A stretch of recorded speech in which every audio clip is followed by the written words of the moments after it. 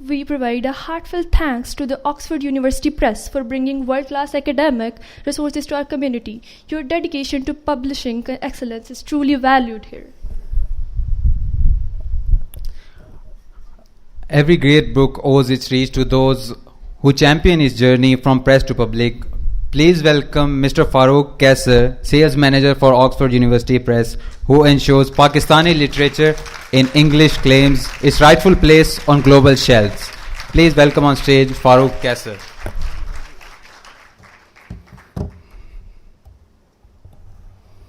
Assalamu alaikum ji. Ladies and gentlemen, esteemed guests and panelists, Assalamu alaikum and good morning. It is an honor and privilege to represent Oxford University Press, Pakistan, at the launch of our new publication in the new century. Oxford University Press is a department of Oxford University. It further university objectives and excellence in research, publishing, scholarship, and worldwide network. In Pakistan, the Oxford University Press had a privilege of serving education community for more than 70 years. In wide range of textbooks, academic books, digital resources, and student researchers. I would like to take this opportunity to highlight the very important factor that is intellectual property rights. Piracy undermines the creativity and innovation that forms the foundation of our publication efforts. We encourage everyone to buy original books. I would like to thank you, Quaid-i-Azam University, Dr. Aroosa, Dr. Sara, and our panelists for helping us to organize this panel discussion. Looking forward for an enlightenment session. Thank you, Ji.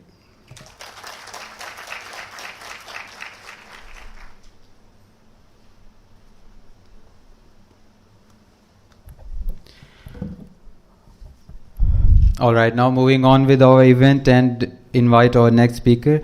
Ladies and gentlemen, scholars and seekers of joy, prepare for a mind-expanding encounter, a rare fusion of intellect and professionalism this person is.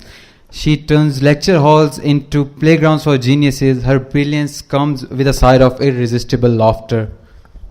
Please welcome the woman who proves serious scholarship and contagious joy aren't opposites but partners. The academic bard who reminds us that literary criticism at its finest is its own genre of art. Our own marvelous faculty member, Dr. Sara Ali.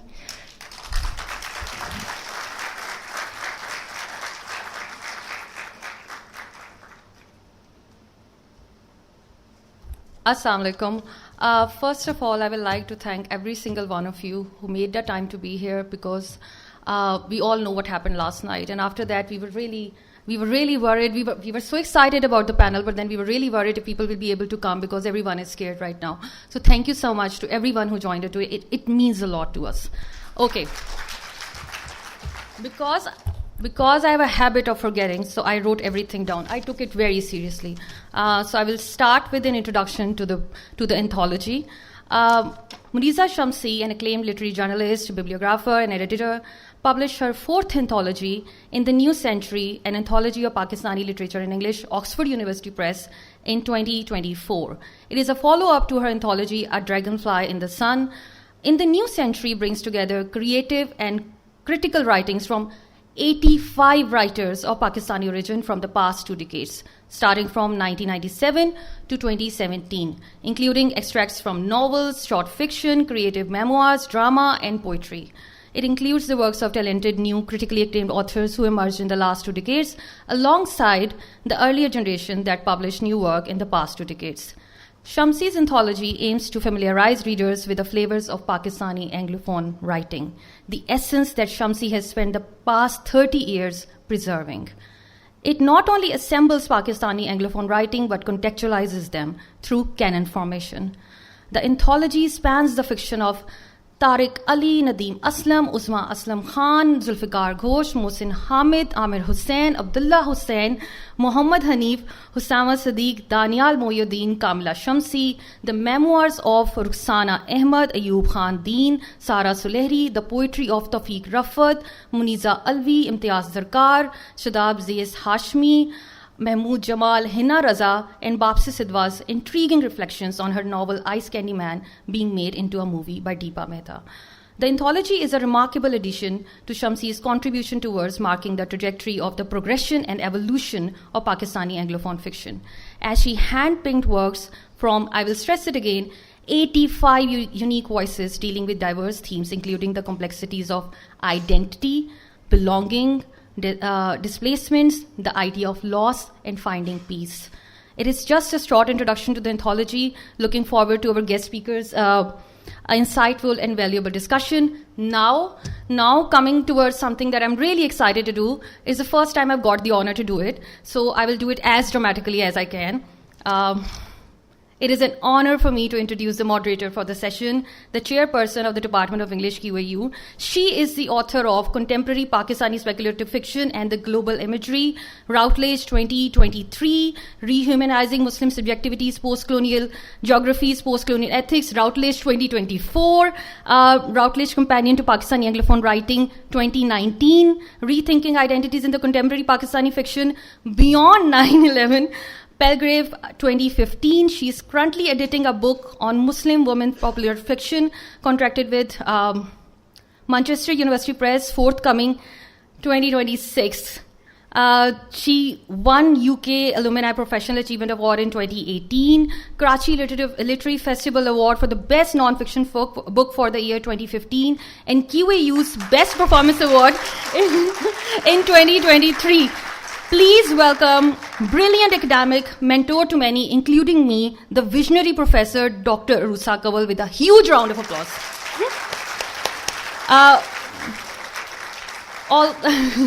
Also, Dr. Osama Siddique's books are available today. You can purchase them and get them signed by him. Great opportunity. Over to you, Dr. Aroosa. Thank you so much, Sara. I don't know, when the way you introduced me, I just feel so embarrassed. Okay, so without further ado, I think let's start our session. We've gathered here today, to launch Muneeza Shamsie's latest anthology in the new century, an anthology of Pakistani literature in English. So let me introduce my panelists. Of course, you're all familiar with them, but then still, to follow the format, Muneeza Shamsie, a writer and a critic, is a leading authority on Pakistani English literature and received Sitare Imtiaz in 2024. She's the author of Hybrid Tapestry, the development of Pakistani literature in English, and the editor of 4 anthologies of Pakistani English writing. Her third anthology, And the World Changed, received the IPPY Gold Award in 2009 and Forward Bronze Award in 2008 in the United States. Muneeza is an area editor for the online literary encyclopedia, Pakistan's bibliographic representative for Literature, Critic and Empire Today, formerly the Journal of Commonwealth Literature. Today, we will talk about her recently published anthology. Our second panelist, Dr. Osama Siddique, is an author who writes fiction and non-fiction. He has published 4 books and several international research publications and national reports. His multiple award-winning book, Pakistan's Experience with Formal Law and Alien Justice, critically examines the colonial and post-colonial antecedents, evolution, and vagaries of the Pakistani justice system.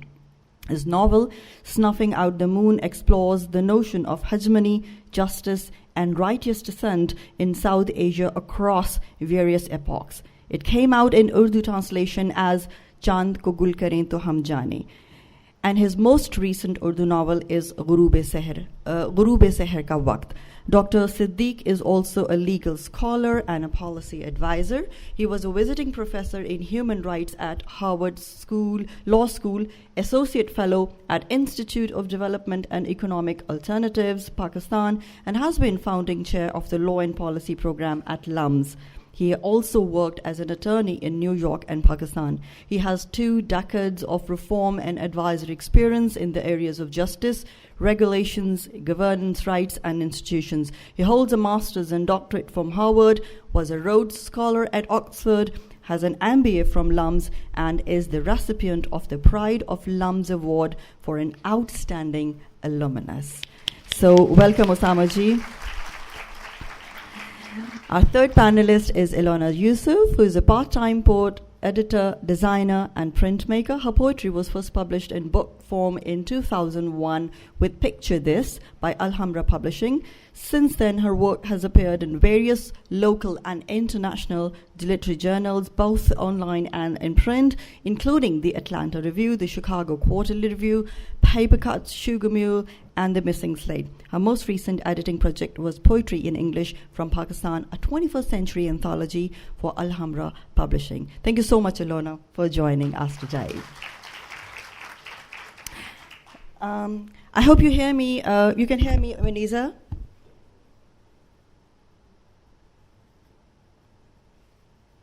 Muneeza, can you hear me? Okay. Ali. Muneeza, can you unmute yourself?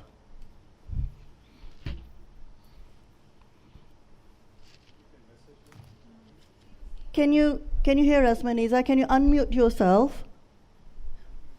Oh, what has happened?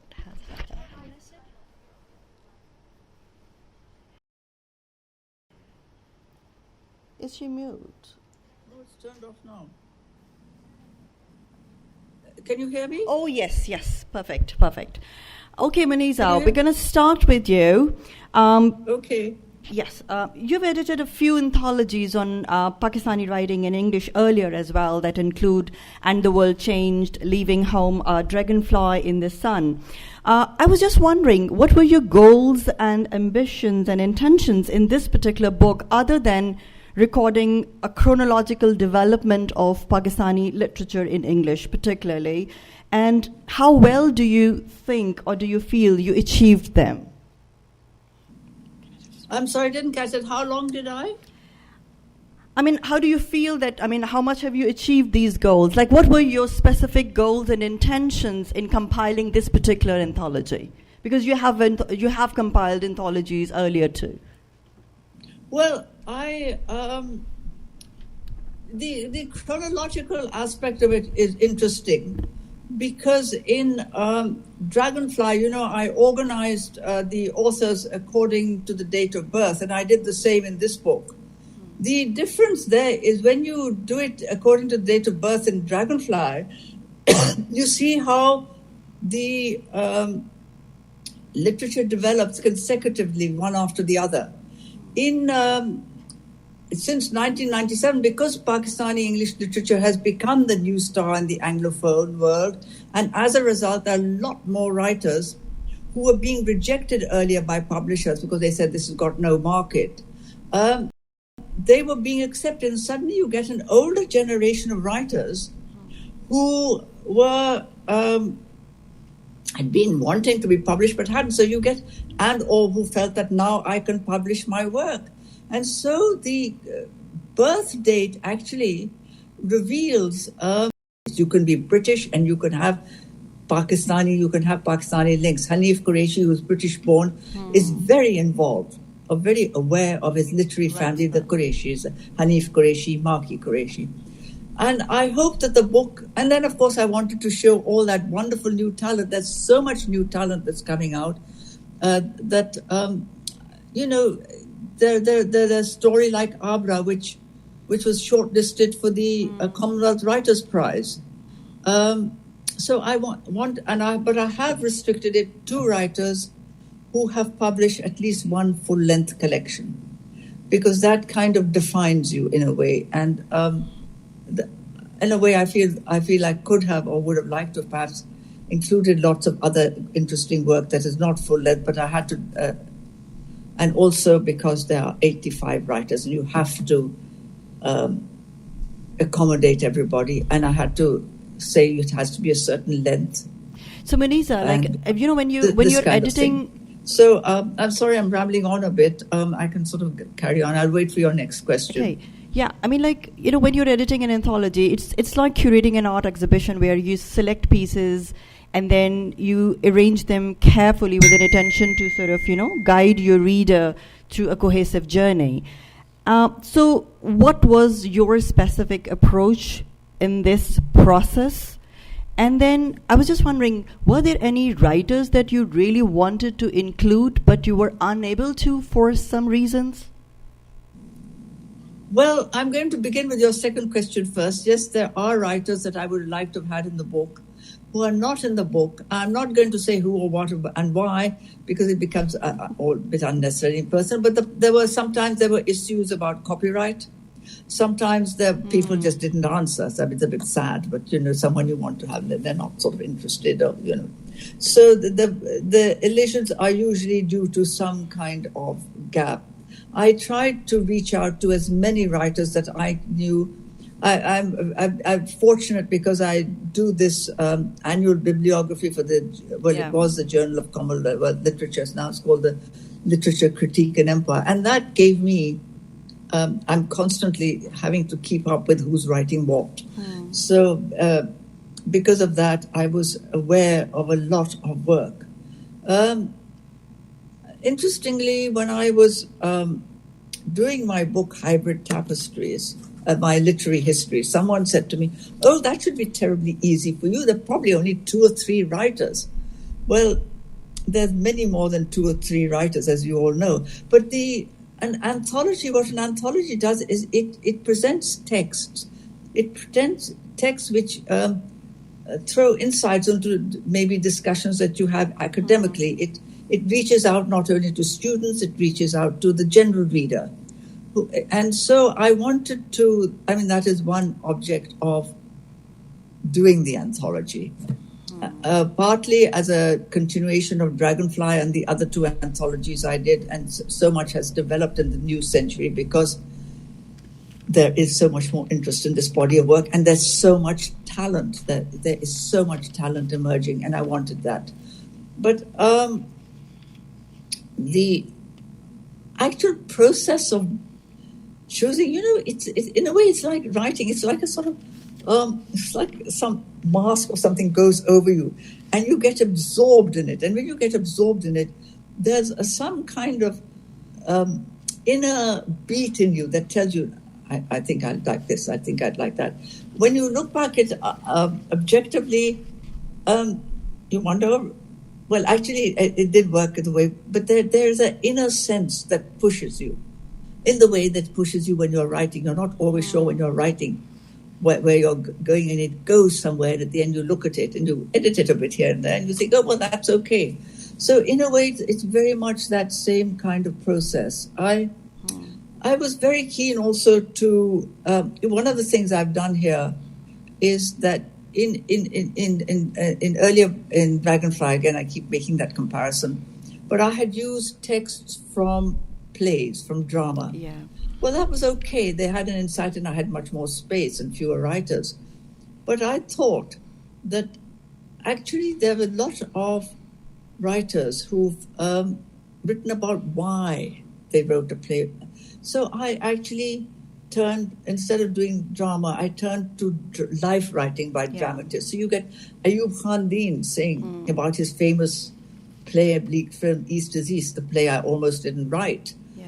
And you have Babsie's thing is fascinating. I could have selected an extract from one of her novels, but I didn't, because I found it so fascinating, this essay on transmuting fiction into film. When you watch one form and the other, and you always think there's something missing or something the other added. And for a writer to see her work being changed into another art form and something that she thought ought to be there, and her director says, no, it doesn't work in a film. I found that very interesting. So, and then the other thing that interests me, of course, poetry is our great sort of English language. Poetry doesn't actually today receive the cognizance it does, that fiction does. But we have got of Lahore origin 2 very main British Pakistani writers, Muneeza and Imtiaz Tharkar. Yeah. Imtiaz Tharkar is the only one to have won the Queen's Prize, and their work, which deals also with migration, it crosses borders. Literature actually crosses borders and boundaries. I'll come to that in a second. you get people like Ilona, whose poems address different things: landscape, history, architecture. You get Raja Jengiz's Shaka Pariyan, which writes about the world that was transformed into Islamabad. I find it a wonderful poem because he uses a 17th century poetic form in English that was, it's shaped like an hourglass, and it was at the time of the Industrial Revolution when the villages kind of were giving away, when industry and village life was changing. Yeah. I thought that was fascinating. You've got, among poets, you've got Shadabzish Hashmi, who's writing ghazals. She's, the ones I've got here are her qasidas.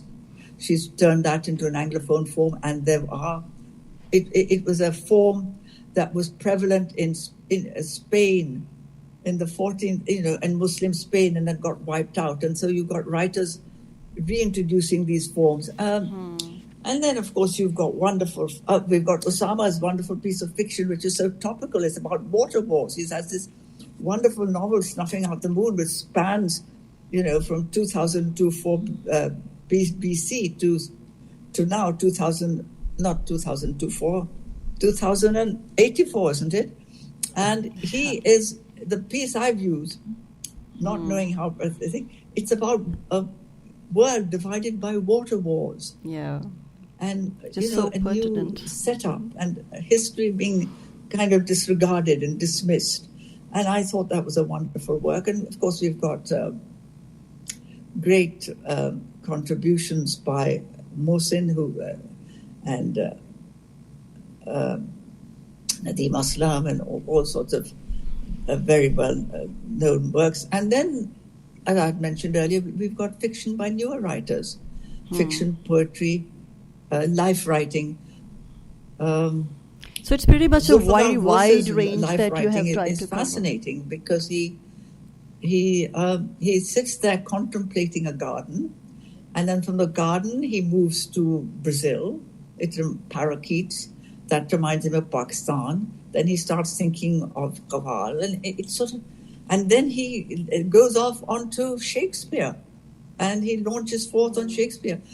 Tariq Ali writes Cervantes, His Time and Ours, and he draws parallels between 15th century Spain and the world, and a conflicted world and a multicultural world and so on. Anyway, I mean, it's pretty much kind of, you've covered a wide range of. Yeah, you have covered really wide range of genres. Okay, Osama ji, coming to you. First of all, you're primarily a legal scholar and a policy advisor. So where did this love for storytelling and fiction writing come from? It's here, yeah. Yeah, I'm pressing. I think the light isn't there, but it's working. What matters is working. So, first of all, let me thank you, because we met a couple of years ago when you were doing wonderful things at the International Islamic University, and it's wonderful to see now how vibrant things are here in terms of literary discourses.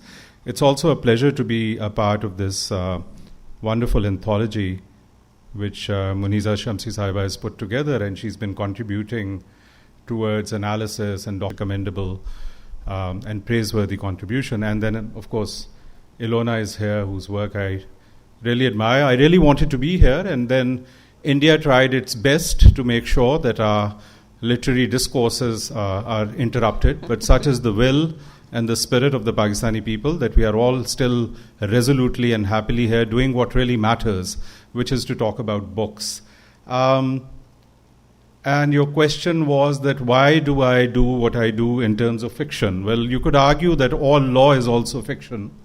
And the more I look at what's happening in the name of law in our sort of domain, the more sort of outrageous and outlandish it seems, because I'm a constitutional scholar, I'm also a legal sociologist, and I've been writing for several years on these themes. I've practiced as a lawyer, I worked on law reforms, I write laws, and it's something where I increasingly realize that what really matters to me is how the law affects people.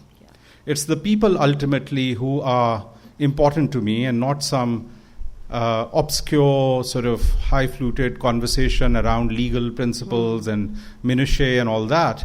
And that's what caused me to become a legal sociologist. So there's a fair gap between when I did my master's and I worked for 10 years, went back for my PhD.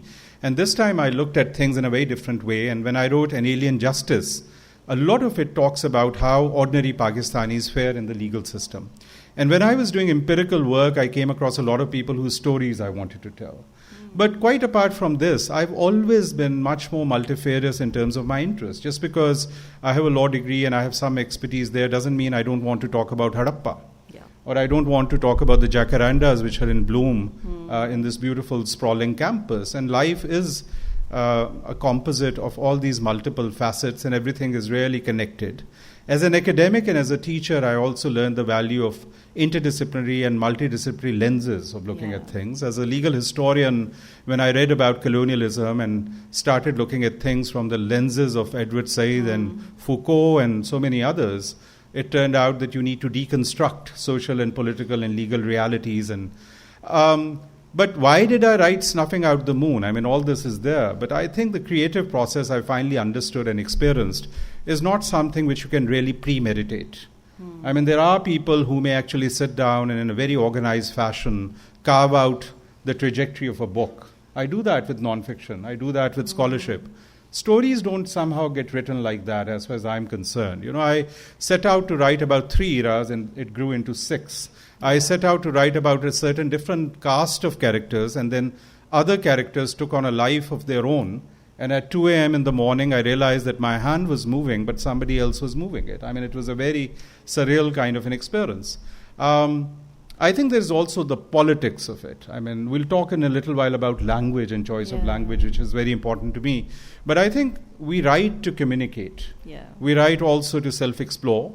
But we also write because everybody has a politics. Even people who say that they're not political, that's a political statement, right? So when you talk about injustice, when you talk about discrimination, alienation, all these phenomena, I mean, there are various ways to show your dissent.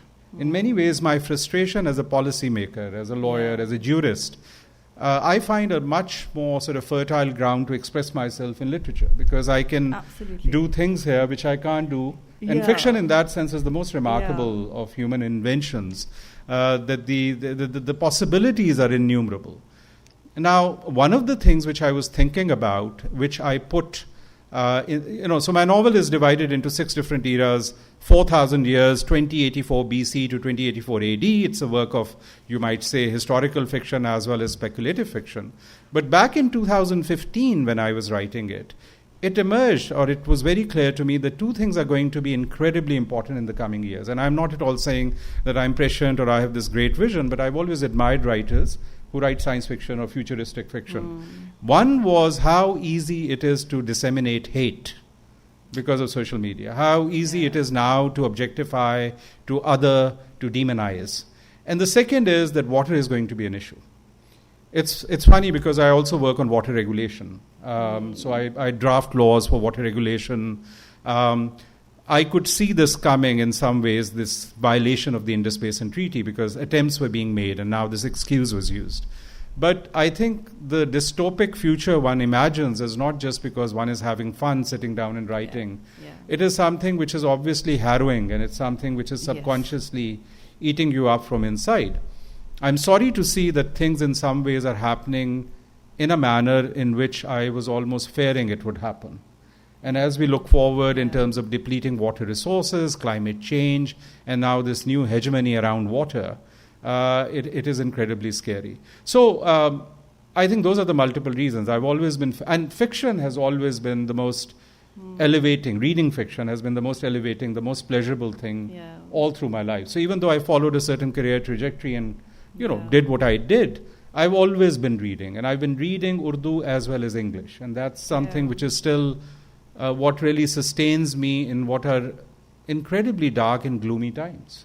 And I think fiction does provide you with that kind of a space where you create things or create a world which you normally don't see around you. Yeah. So futuristic studies are very much about present. They're not just about future Sure, as well. sure. So extending your the first question, David Waterman, in one of his essays on your novel Snuffing Out the Moon, has used a term or described your novel as migration through time. Right, something that we call kynopolitics, or what we call politics of movement. And I do feel that, your novel, Snuffing Out the Moon, is about biopolitics and thanatopolitics and state of exceptions and social flow and all these ideas. So all these, and you do capture all these things, so, and which ultimately chimes with your own concern about the sociological dimension of law, as you said. Mm-hmm. So could you just explain it a bit further, Sure. especially this politics of movement in your novel? Urdu में हम इसे कहेंगे गुज़श्ता से पेवस्ता. हर चीज़ माजी से मुंसलिक है और हर चीज़ का ताना बाना मुस्तकबिल से भी मिलता है. मैंने बहुत सा जो आला अदब पढ़ा है वो माजी का अदब है, लेकिन इसका ये मतलब नहीं कि उसका कोई ताल्लुक हमारी मौजूदा ज़िंदगी से नहीं. मेरी पसंदीदा किताबों में से एक तिलिस्म होशरुबा है. अगर आप तिलिस्म होशरुबा की वर्ल्ड बिल्डिंग देखें, और अगर आप उसमें जो मासी किताबों से इक़्तबासात हैं जो हिंद, फ़ारस, अरब, इस ख़ित्ते की जो बहुत मशहूर तरीन किताबें हैं, चाहे वो अलिफ लैला है, चाहे वो बेताल पचीसी है, उसमें से मैंने हातम ताई है, उसमें से मैंने इक़्तबास लेके उसमें से कोई ऐसी चीज़ निकाली है जो आज के इस दौरे हाजिर में भी उतनी ही अहम है. तो अब मैं चूँकि लीगल हिस्टोरियन भी हूँ, तारीखदान हूँ कानून का, तो मुझे ये लगता है, और कानून की इस्लाहात पे, रिफॉर्म्स पे जब आप काम करते हैं तो मुझे एहसास होता है कि ए हिस्टोरिकल होना और डीकंटेक्चुअलाइज होना कितना ख़तरनाक है. जब आपको यही नहीं पता कि आपका 1860 का कानून किन हालात में, किन मुहर्रिकात की वजह से आया था, तो आप क्या इस मुआशरे के मुताबिक उसकी तश्कील नौ करेंगे. So the historical context has been incredibly important to me because I think it informs who we are, where we headed, and to also get this sense of this rationalization as well as this sense of modesty. It's not that we are very special. There have been civilizations before. There have been civilizational crises. So the fundamental question for me in Snuffing Out the Moon was, are we any different today than what we were 4,000 years ago? Are the fundamental sort of contestations in society the same? Do we still have people at the very top and a huge majority of population below? Are human beings changing in terms of their political structure and in terms of how they look at life and the fundamental sort of existentialist and metaphysical questions of life? So I've tried to answer that. So now the other thing is I've always been fascinated by archaeology. So my earliest stint many, many years ago as a young intern in Islamabad, every weekend I'd get into my tiny little car and spend the entire day at Texila. And people thought I was crazy, because young men mostly do other things. But I would be roaming around in Texila and getting fascinated. Oh, this is the Julia Monastery. This is the Sirkap sort of city complex. This is the Dharma Rajaka stupa. So I think that sense of wonder is something which you either have or you don't. And I still see a pile of old stone and woods and I get absolutely ecstatic and fascinated. So I wanted to write something like that. And then I read Aag Ka Darya from Qurratul Ain Haider, which is of course 3 different eras, and I am a huge admirer of Qurratul Ain Haider. और मेरे नज़दीक Qurratul Ain Haider Urdu की अजीम तरीन novel नवीस हैं. और बल्कि ये कमाल की बात है जिस पे गुफ्तगू नहीं होती कि अगर आप उर्दू के नावल की तारीख देखें तो उसमें ऐसी ख़वातीन जो कि बहुत आला पाए की लिखारी हैं वो शायद मर्दों से ज़्यादा हैं. बहुत ज़्यादा कमाल का अदब उन्होंने हमारे सामने लेके आए. तो कुर्रतुल ऐन हैदर की किताब जो कि गौतम नीलंबर के किरदार के साथ आज से कोई 1500 साल पहले के ज़माने में, बुद्धा के फ़ौरन बाद के ज़माने में शुरू होती है और फिर मुग़ल ज़माने में आती है और फिर दौरे हाजिर में, उसने मुझे बहुत मुतासिर किया कि कैसे डिक्शन और अंदाज और पैराया और असलूब तब्दील होता है और ज़ुबान के साथ आप क्या कुछ. सो मैं ये सारी चीज़ें अपने अदना से लेवल पे करना चाहता था. मुख्तलिफ खित्तों की बात, लाहौर 3 मुख्तलिफ अहदों में कैसा होता होगा, हम कौन हैं, किस तरह तब्दील हो रहा है. और फिर मैं चूँकि साइंस फिक्शन पढ़ता हूँ तो बहरहाल ये वो चीज़ नहीं है जो आप प्लान कर सकते हैं, ये बस लिखी जाती है. Yes, I mean your work beautifully captures the existential threats and then the ideas of resistance, which is great. So, Ilona, because you write poetry, and poetry basically advances and kind of an activist medium of self-expression in which the ownership of symbols, metaphors, tropes are sometimes overturned with an intention to question some social, political, or cultural context. So how does your poetry engage with the intersections or intersectional relations of nation, culture, and class? And right now I'm actually referring to your beautiful poem, Jalebi. Hello, everybody. Thank you for being here. I won't go into further thanks, but yeah, it's been a tense morning. So, regarding Jalebi, so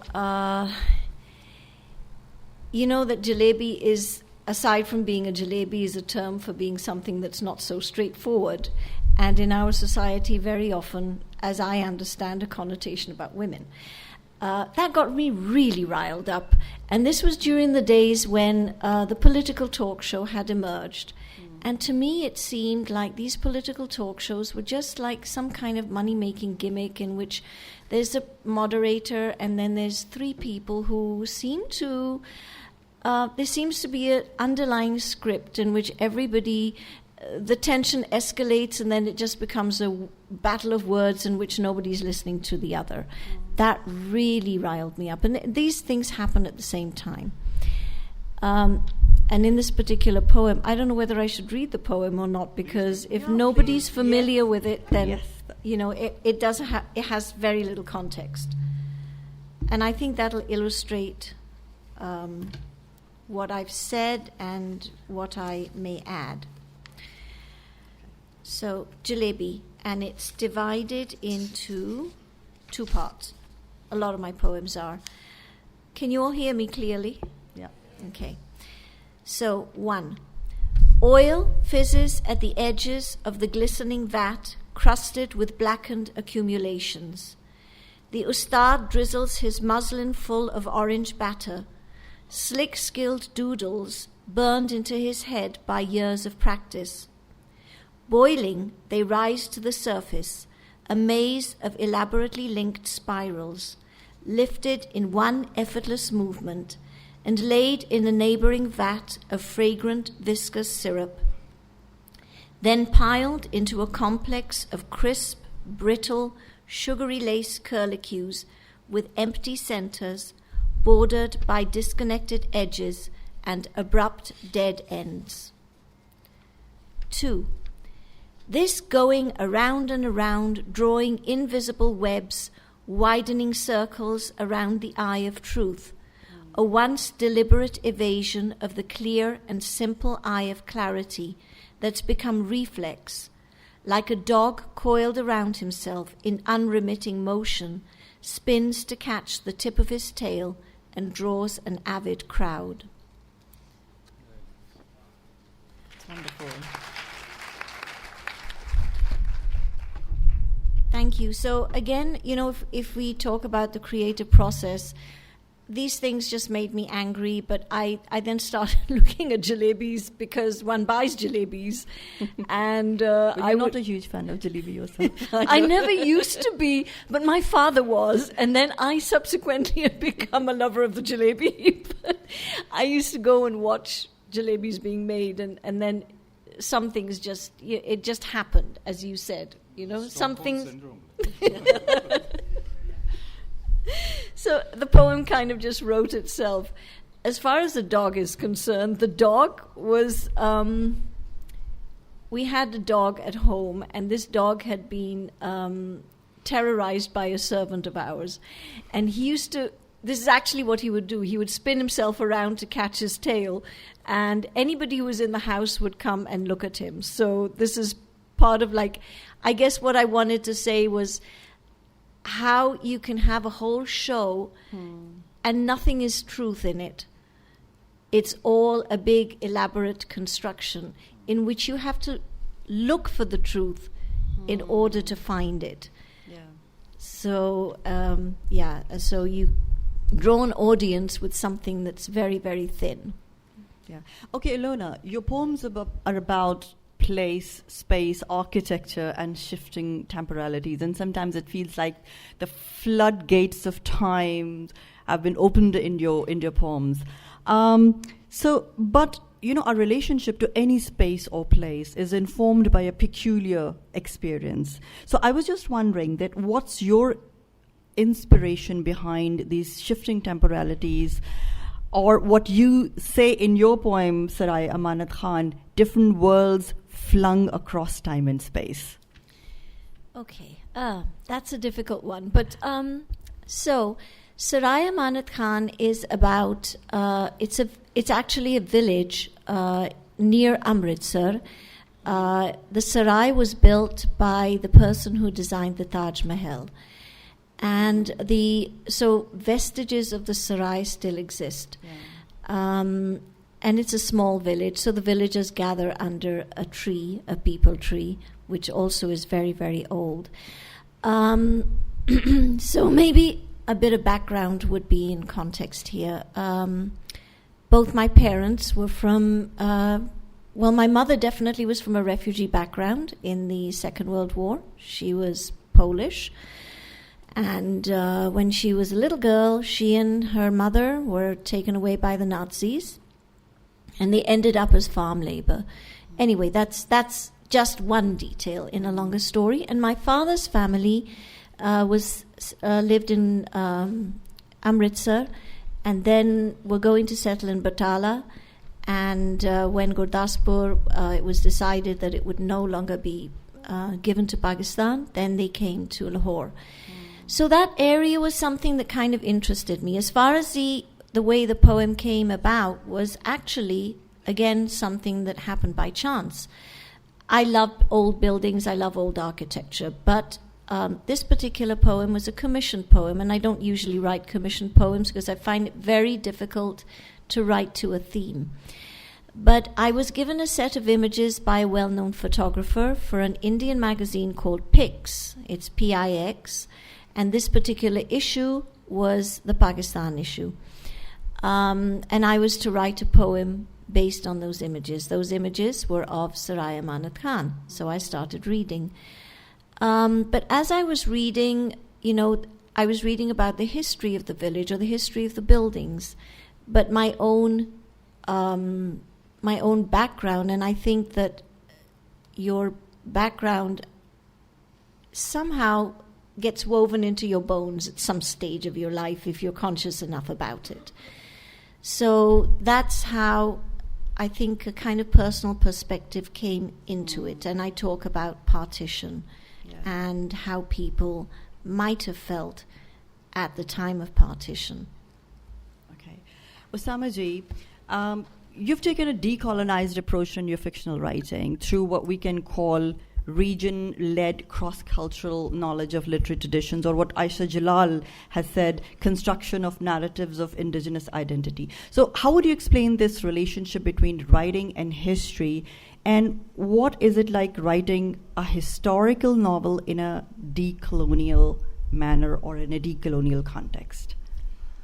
And I find this decolonial approach in almost like all your writing. Yes, I think once you subscribe to a perspective which starts dismantling the knowledge systems and the notions of self-perception and the prescriptions and recipes for your own self-identification, once you start dismantling them and start looking at this region and who you are in a much more sort of expansive manner, it is just inevitable that you're going to question how your identity is defined, whether it's by your colonial masters or whether it's by Pakistan studies.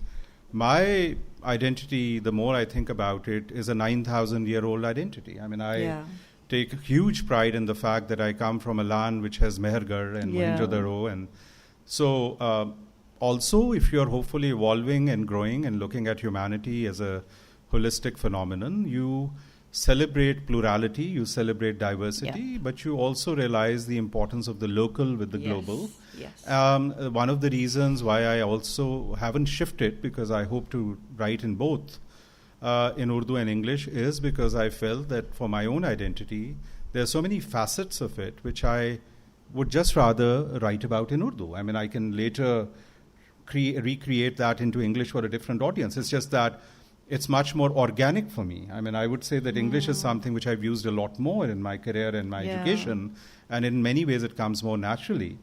Because ہمارا اردو کا جو discourse ہے اس کا بھی تو حالات خراب ہوئے ہیں نا. آپ دیکھیے جب میں پل بڑھ رہا تھا تو آپ کا جو خبر نامہ تھا, آپ کا اخبار تھا, آپ کا جو ڈرامہ تھا, وہ اتنی شستہ اور اعلیٰ اردو میں تھا کہ آپ چیزیں یہ ایبزارب کر لیتے تھے. اب تو لوگ دو سیدھے جملے نہیں بول سکتے. اچھا پنجابی جو میری مادری زبان ہے, جس میں دنیا کی خوبصورت ترین شاعری ہے, وہ ہمارے گھروں میں نہیں بولی جاتی. تو میں ایک لحاظ سے ریکلیم کر رہا ہوں اپنی آئیڈینٹی اور اپنی ڈائیورسٹی آف آئیڈینٹی. مجھے یہ لگتا ہے کہ ساری دنیا میں لوگ کوشش کر رہے ہیں, مہذب ملکوں میں اور پڑھے لکھے ملکوں میں, کہ ایک سے زیادہ زبان سیکھیں. ہمیں اتنا بڑا فائدہ ہے کہ ہم کم از کم 3 زبانیں جانتے ہیں, کئی لوگوں کو تو 4-5 بھی ہے. اردو کی وجہ سے کچھ نہ کچھ فارسی پہ بھی دسترس ہے, کچھ عربی کی بھی سمجھ آ جاتی ہے, ہندی کا بھی پتہ ہے. تو نہ صرف آپ کے لکھنے کے انداز میں زیادہ ورائٹی آ جاتی ہے اور وہ آپ کا ایک ڈفرینٹ ڈکشن بنتی ہے. اب یہ غروب شہر کا وقت جب میں نے لکھنا شروع کیا تو اس کے اندر کچھ کردار ہیں اندرون شہر لاہور کے. اب اندرون شہر میں آپ کو بہت سے ایسے لوگ ملتے ہیں جن کے لیے ہمارے یہاں ورڈ یوز ہوتا ہے کیریکٹر.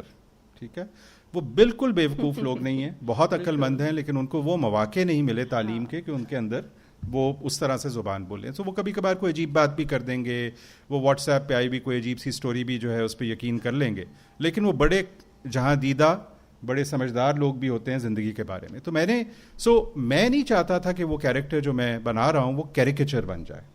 لیکن جب میں اس کی ہیومر کو ٹرانسلیٹ کرتا تھا انگریزی میں, شاید میری کم آئیگی ہے کہ وہ نہیں ہو پا رہا تھا, اس کو جب میں نے اردو میں لکھا تو وہ بالکل نیچرل ہو گیا کہ وہ مزاحیہ بھی ہے, تھوڑا سا مذاقہ خیز بھی ہے, لیکن اس بابو ٹائپ انسان سے جس سے وہ بات کر رہا ہے کئی گنا زیادہ سیانہ ہے. مجھے لگتا ہے ہیومر اور رومانس تو ایسی چیزیں جو کہ آپ کی اپنی زبان میں جو شروع سے کان میں پڑی ہو, وہ اس کا ایک خاص ریزوننس ہوتی ہے. اب میں غالب کو اور بلے شاہ کو اور اقبال کو اور نون میم راشد کو اور مجید امجد کو, میرے لیے وہ اتنے اہم ہیں, اور میں پھر ان کی شاعری بھی اپنے کام میں لانا چاہ رہا تھا اپنی اصلی شکل میں. ایک لحاظ سے آپ جتنا بڑا کام ہوا ہوتا ہے اسی کے اوپر اپنی عمارت بناتے ہو نا, ہر چیز دوسری چیز سے ہے. ڈی کلونیالٹی تو ایک ایسی سیاسی نقطہ نظر ہے جو کہ مجھے اپنے ریفارمز کے کام میں بھی نظر آ رہا تھا, مجھے اپنے لیگل ایکیڈیمک کام میں بھی نظر آ رہا تھا, اور میں نے اس میں وہ لٹریچر پڑھا جو ہم لوگ پڑھتے ہیں, چاہے وہ فینو ہے, چاہے وہ یہ ایڈورڈ سعید ہے, چاہے اور اپنا بہت سے لوگ ہیں. اور میرا اپنا تجربہ عدالتوں میں جا کے عام لوگوں کو گھسٹتے ہوئے دیکھ کے عدالتوں میں کہ یار ان کو انگریزی کی کوئی سمجھ نہیں, اور ایک عجیب اینٹیکویٹڈ انگریزی میں ایک قانون ہے, اور جو اردو ہے وہ بھی مغلیہ طرز کی ہے. تو یہ ہو کیا رہا ہے, مطلب ایک تماشا ہے. سین ایک SHO کو ہائی کورٹ میں ایک جج صاحب جھڑک رہے ہیں اور لیٹن بول رہے ہیں, وہ بھی پنجابی ایکسنٹ میں. مطلب یہ ایک isn't it a joke? لیکن افسوس بھی ہوتا ہے نا, چونکہ لوگوں کے 20-20 سال مقدمے پھنسے ہوئے ہیں. پھر جو سارا ڈکٹیٹرشپ کے ساتھ اور وہ جو سارا ایک کھیل ہے اس کے اندر بھی ایک پرانا ایتھوس چل رہا ہے, کوئی سینڈ ہرسٹ کا ہے تو کوئی فلانا. ایک عجیب و غریب ملغوبہ ہے یہ معاشرہ, لیکن it doesn't have to be that way. We still haven't reconciled our language question. It's very clear to me, Urdu is your larger civilizational language. آپ کی مادری زبان ہے, اس کی اپنی اہمیت ہے. انگریزی اب ایک گلوبل لینگویج ہے. یو مس دا بوٹ جب آپ نے 70 سال پہلے ترکی اور تھائی لینڈ اور جاپان کی طرح دنیا کی ساری نالج پروڈکشن کو اردو میں ترجمہ کرنا چھوڑ دیا. اب آپ بہت پیچھے رہ گئے, تو آپ اس کو چھوڑ نہیں سکتے. تو آپ تینوں کو امبریس کر لیں. میں انگریزی کو اب پاکستان کی ایک زبان سمجھتا ہوں, اپنی ایک زبان سمجھتا ہوں. ہمارا اپنا ایک اسلوب ہے, ڈائلیکٹ ہے, ایڈیم ہے جس میں ہم لکھتے ہیں, اور اب ایک واسٹ ویلتھ آف لٹریچر ہے جو منیزہ شمسی صاحبہ کی اس کتاب سے ہمیں آیا ہے. کتنی قسموں کی وائسز ہیں جو کہ, اور مجھے اچھی طرح یاد ہے جب میں گورنمنٹ کالج میں پڑھتا تھا آج سے 20-25 سال پہلے, تو یہ سوال تھا کہ ہمیں پاکستانی ایڈیم کی تلاش ہے, اور جو رائٹنگ ہوتی تھی وہ تقریباً ایک ہی طرح کی ہوتی تھی, اور اس میں ایک ریلکٹنس تھی. جبکہ ہندوستان میں رفتہ رفتہ لوگ آ چکے تھے, اور پھر امیتابھ گھوش, وکرم سیٹھ اور بہت سے اور کی وجہ سے تو وہ ہو گیا, روہنتن مستری اور اروندھتی رائے اور کتنے. لیکن اب پاکستان میں بھی ایسے ہی ہے. لیکن مجھے یہ نہیں سمجھ آتی, سوری آخری بات کہوں گا میں, آپ 80 کی دہائی کو دیکھیے تو آپ کے اردو کے جتنے بڑے رائٹر ہیں, فیض احمد فیض ہیں, نون میم راشد ہیں, اپنا کیا کہتے ہیں احمد فراز ہیں, یہ سب ملٹی لنگول لوگ ہیں اور کاسموپولیٹن لوگ ہیں. اردو کے شاعر ہیں لیکن وہ ان زبانوں میں بھی لکھتے ہیں اور ساری دنیا کا ادب پڑھتے ہیں. نیرودا سے ڈائلاگ چل رہا ہے تو ناظم حکمت سے. تو اب ہم کیوں اتنے پیروکیل ہو رہے ہیں کہ انگریزی والے اردو نہیں پڑھتے, اردو والے انگریزی نہیں پڑھتے, زیادہ تر, مطلب دیر آر ایکسیپشنز. تو ہم اپنی سوسائٹی کو انرچ کرنے کی بجائے امپاورش کر رہے ہیں. سو یہ آئی ڈونٹ نو, میں کسی اور ڈائریکشن پہ چلا گیا. ڈی کولونیالٹی کا تو یہ ہے. اور ہسٹوریکل فکشن کی میں نے وجہ بتا دی کہ میرے لیے جو سب سے بڑا, اگر میں پالیسی کے کام میں بھی دیکھوں تو مجھے جو مسئلہ لگتا ہے کہ ہم ڈی کنٹیکسچولائزڈ ہیں. سو کانٹیکس کو سمجھ کرنے کے لیے آپ کو لوگوں کی زبان بھی تو سمجھنی پڑتی ہے, وہ کیا بات کر رہے ہیں, ٹھیک ہے, ہر چیز اور دوسرا ہم اے ہسٹوریکل ہیں. ہم ایک ہسٹری ہر نئی نیشن اسٹیٹ ایک ہسٹری انوینٹ کرتی ہے. تو ٹھیک ہے, پاکستان کی ایک 47 کے بعد ہسٹری ہے اور ایسا نہیں ہے کہ اس کو بالکل, لیکن ہمیں اب یہ اس چیز کا تعین کرنا ہے کہ ہم جو اس خطے کے لوگ ہیں, there is a term in archaeology called the Potohar man. The oldest Paleolithic remains that have been found in South Asia are in this Potohar belt. ہمارے دریا ہے نا, ہمارا خطہ ہے. اور اس میں مطلب میں یہ نہیں کہہ رہا کہ میں اب مودی صاحب کی طرح چیسٹ تھمپنگ شروع کر دوں اس پہ, لیکن اگر میں ایک اینشینٹ خطے سے تعلق رکھتا ہوں تو میرے لیے کچھ مزے کی بات ہے. امریکہ جو 150-200 سال پہلے بنا تھا وہ ہر چیز میں ہسٹری کریٹ کرتا ہے. کوئی 50 سال پہلے اگر کسی پریزیڈنٹ کسی جگہ پہ پھسل کے گر گیا تو وہاں پہ بھی مونومنٹ ہے. تو ہم عجیب لوگ ہیں کہ ہم اتنی پرانی اتنی زرخیز ہسٹری کے باوجود اس کو امبریس نہیں کرتے. تو اس لیے بھی میرے لیے ہسٹوریکل کانٹیکس میں لکھنا ضروری. آپ کا جو ریسنٹ ناول ہے you have written in Urdu, snuffing out was translated by Bakhshi, Asim بخشی صاحب. why didn't you translate it yourself? مجھے سچی بات یہ ہے کہ اس وقت یہ پوری طرح اعتماد نہیں تھا کہ میں ایک طرح کی لٹریری اردو کتنی اچھی لکھ سکتا ہوں, ٹھیک ہے. اور دوسری بات یہ تھی کہ اگر میں اس کو ترجمہ کرتا تو پھر میں اگلی کتاب پہ کام نہ کر سکتا, چونکہ وہ بھی ایک کام ہے. اور عاصم بخشی صاحب ایک اتنے کمال کے شخص ہیں اور میری ان سے اتنی اچھی ذہنی ہم آہنگی ہو گئی کہ وہ ترجمے کی سائنس کو سمجھتے ہیں اور وہ اس کی بہت تفاصیل میں جاتے ہیں. اور میں چونکہ ہر چیز ان کے ساتھ کر رہا تھا تو جہاں مجھے لگتا تھا کہ اس کا رومانس جو ہے لینگویج کا وہ کمپرومائز ہو رہا ہے فار ایکوریسی, تو there I stepped in. So we made a great team. لیکن جب یہ دوسرا میرے ساتھ واقعہ ہوا تو میں نے کہا یار جیسی بھی اردو آتی ہے کم از کم کلاسیکی ادب پڑھا ہوا ہے, میں لکھوں. ایک ماڈرن ایڈیم ہوگا آج کل کے لاہوری شہری کا. تو وہ اتفاق سے 8-9 مہینے میں ناول لکھا گیا. لیکن اب کی بار اس ناول کو میں نے خود انگریزی میں ریکریٹ کیا, ٹرانسلیٹ نہیں کیا, ریکریٹ کیا. اور وہ ناول اب تیار ہو گیا ہے اور ایڈیٹر کے پاس ہے اور امید ہے کہ اسی سال چھپ جائے گا. مقصد یہ تھا کہ اب میں اس کو بالکل ایک انگریزی ایڈیم میں امیجن کر رہا ہوں اور وہ بالکل ایک مختلف کتاب بن جاتی ہے. اور کئی چیزیں میں نے تبدیل بھی کر دی ہیں.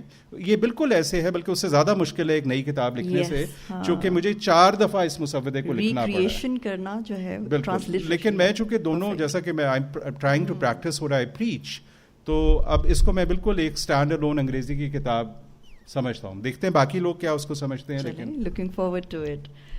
Okay, Muneeza, when you compile an anthology, what do you feel is the secret thumbprint that you put on the anthology that is uniquely you? I mean, like when people read it, they say, okay, it's Muneeza's work. Well, actually, I've never really thought of my work in that sense. When I start working on anything, it's to put in my best. It actually it starts one way and it takes a different form. I don't know whether it's necessarily got to do with me. It's just the way the work develops. For example, when I started on Dragonfly, I knew there were more Pakistanis writing in English by the 1990s than most people imagined, because by that time Nadeem was winning prizes and so on. But I had no idea of these Pakistani American writers. Professor Memon introduced me to writers like Tahira Naqvi, Surya Khan, who had won an award, Muazzam Sheikh. I discovered them through Professor Memon, and that developed my book in one direction. But then, I'm just telling you how these books evolved. It's not really got to do a stamp with me. It's got to do with the book. Then when Dragonfly came out, at that time the conversation on migration and languages and all that wasn't as it was, and everybody jumped down my throat and said, why have you got all these foreign people living in foreign lands being included as Pakistanis. Pakistani literature is about people living here. So that led to my collection Leading Home. Leading Home was, and that included migration of different forms, migration from Pakistan to abroad, migration from India to Pakistan at partition, migration to from urban to rural. I had Intezar Hussain and Fahmida Riaz, were both Urdu writers, contributed wonderful English pieces. Is what Osama was saying, that a lot of people are multilingual. And so that was about, what it means to leave the place, for how much you leave, how much you don't leave. And there was a section saying coming home, on how coming home is not quite the same as you imagined, or sometimes it's a reclamation. So that was Leaving Home. Then, of course, the women's writing. By that time, women's writing had expanded extensively. And Ritu Menon of Women Unlimited was interested in doing something on women. But what was interesting about that book was it then got picked up by the feminist press in New York. And when I was, they had wanted me to fill in some details, to give a context to the stories for the American. But the editor said to me, but why are these women writing in English? And my first reaction was, what nonsense, what a silly question. But of course it isn't. It is a very valid question. How did we all ended up writing in English? But that took me, to answer that question, I had to go back to the 19th century, to writers like Toru Dutt, and to follow that history, then Atiya Faizi and so on. And that, in turn, fed into my book, Hybrid Tapestries. Now, Hybrid Tapestries, again, was partly due to the fact that I had become interested in Pakistani English literature, South Asian English literature, from a young age, because I had been to school in England and my world did not exist in it. And then I come back to Pakistan and I meet up with all these, I read Ahmad Ali to reacquaint myself with my homeland or to reclaim it. And so I had followed how I had watched it develop.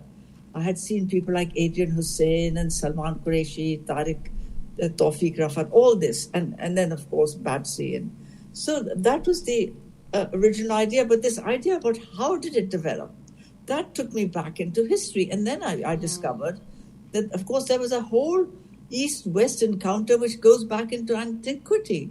I mean, Alexandra appears in books like this Sikandar Nama. Yeah.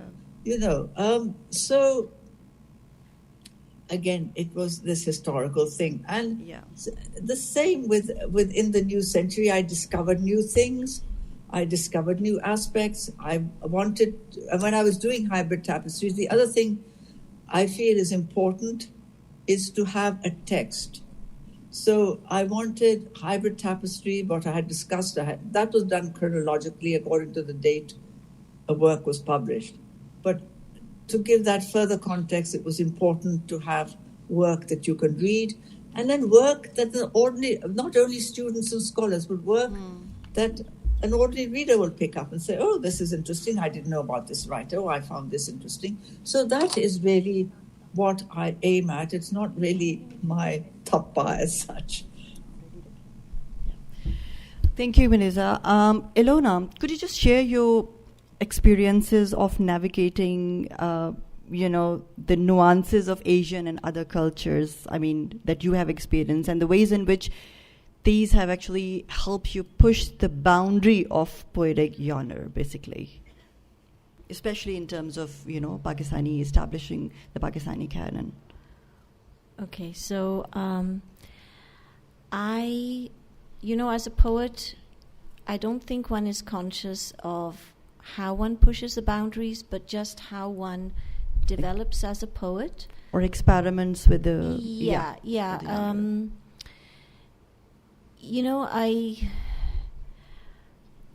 I always wrote poetry even when I was young, and I remember. So I came of age. I was a young woman in the early 80s when publishing didn't really happen, but I did write, and that was around the time when we still had libraries. So I remember finding Muneeza Alvi, and for that, that was important for me in a way because she, like me, was half and half, but she grew up mostly in Britain. And so her sensibilities were different, but at the same time, I think the first book that she wrote was The Country at My Shoulder.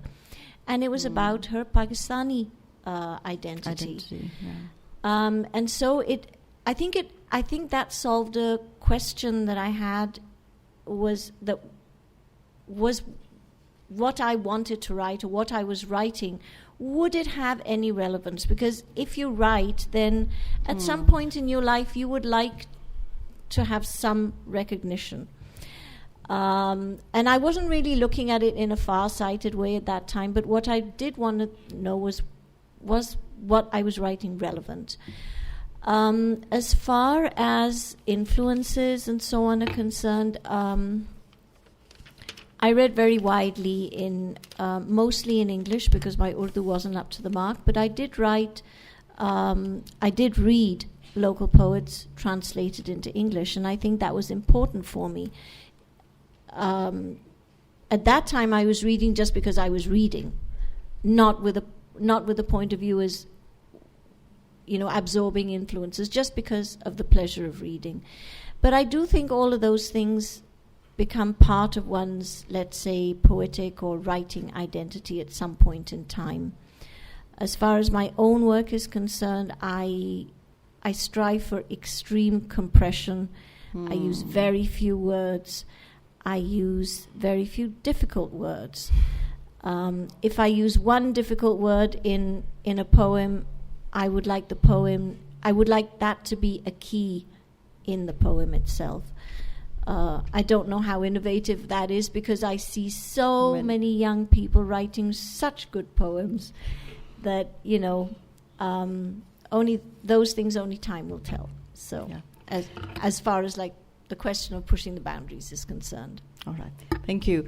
I can ask so many questions, but I know that our students are waiting to ask questions. So I think I'll open up the question answer session. So can we have Mike, please? So I have a specific question from Dr. Osama Siddique.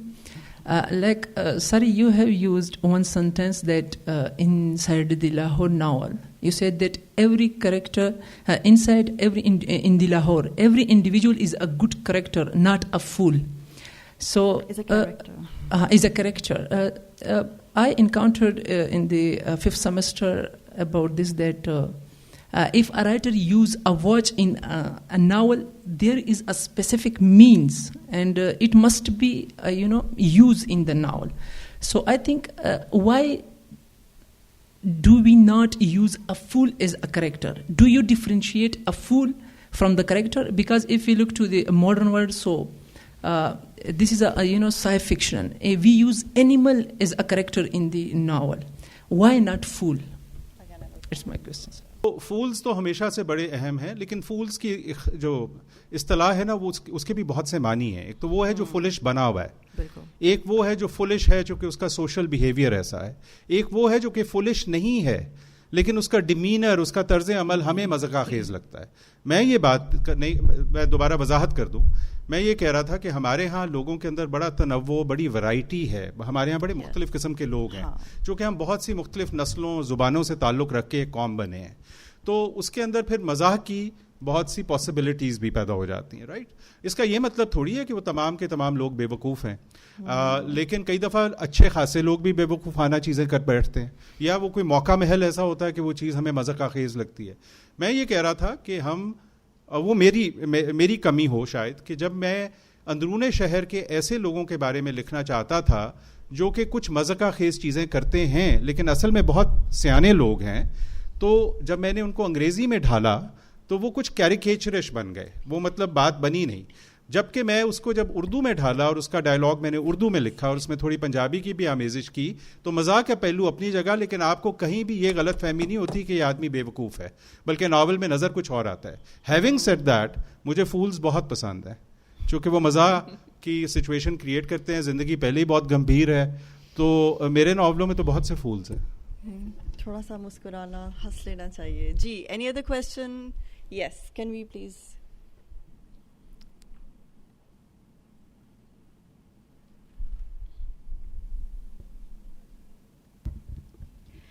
My question is a very plain one. What has been the hardest part of writing for you, and how did you overcome it? So is it for someone? For anyone who wishes to answer. I would love to hear both of your thoughts, Okay, Ilona. I'm sorry, I didn't hear the question. Can you just repeat it? though. What has been the hardest part of writing for you, and how did you overcome it? You know, some of our... No, that's for you. Well, Okay, Well, Muneeza, I would you can like to say- respond to this? can I say Did you- something on that? Okay, what's been the hardest part in the writing process? Hardest part of writing. Can I answer that? Yes, please. Well, I mean, my own. Actually, the hardest part of writing for me is to get down to it. Is to get it together and to get the ideas together. And then, as I said earlier, and I'm not always sure where it's going. And then when I get to the end, then I look at it and I tend to overwrite, and then I condense and I cut. And so the hardest part of writing is actually to get going on it and to get the ideas together and to see that they come in the right order. Sometimes you write one thing and you put something at the end and then you have to shift it. So it's really giving it a shape. Yeah. That's what I find. Yeah. I don't know about anyone else. Okay. Yes, Ilona.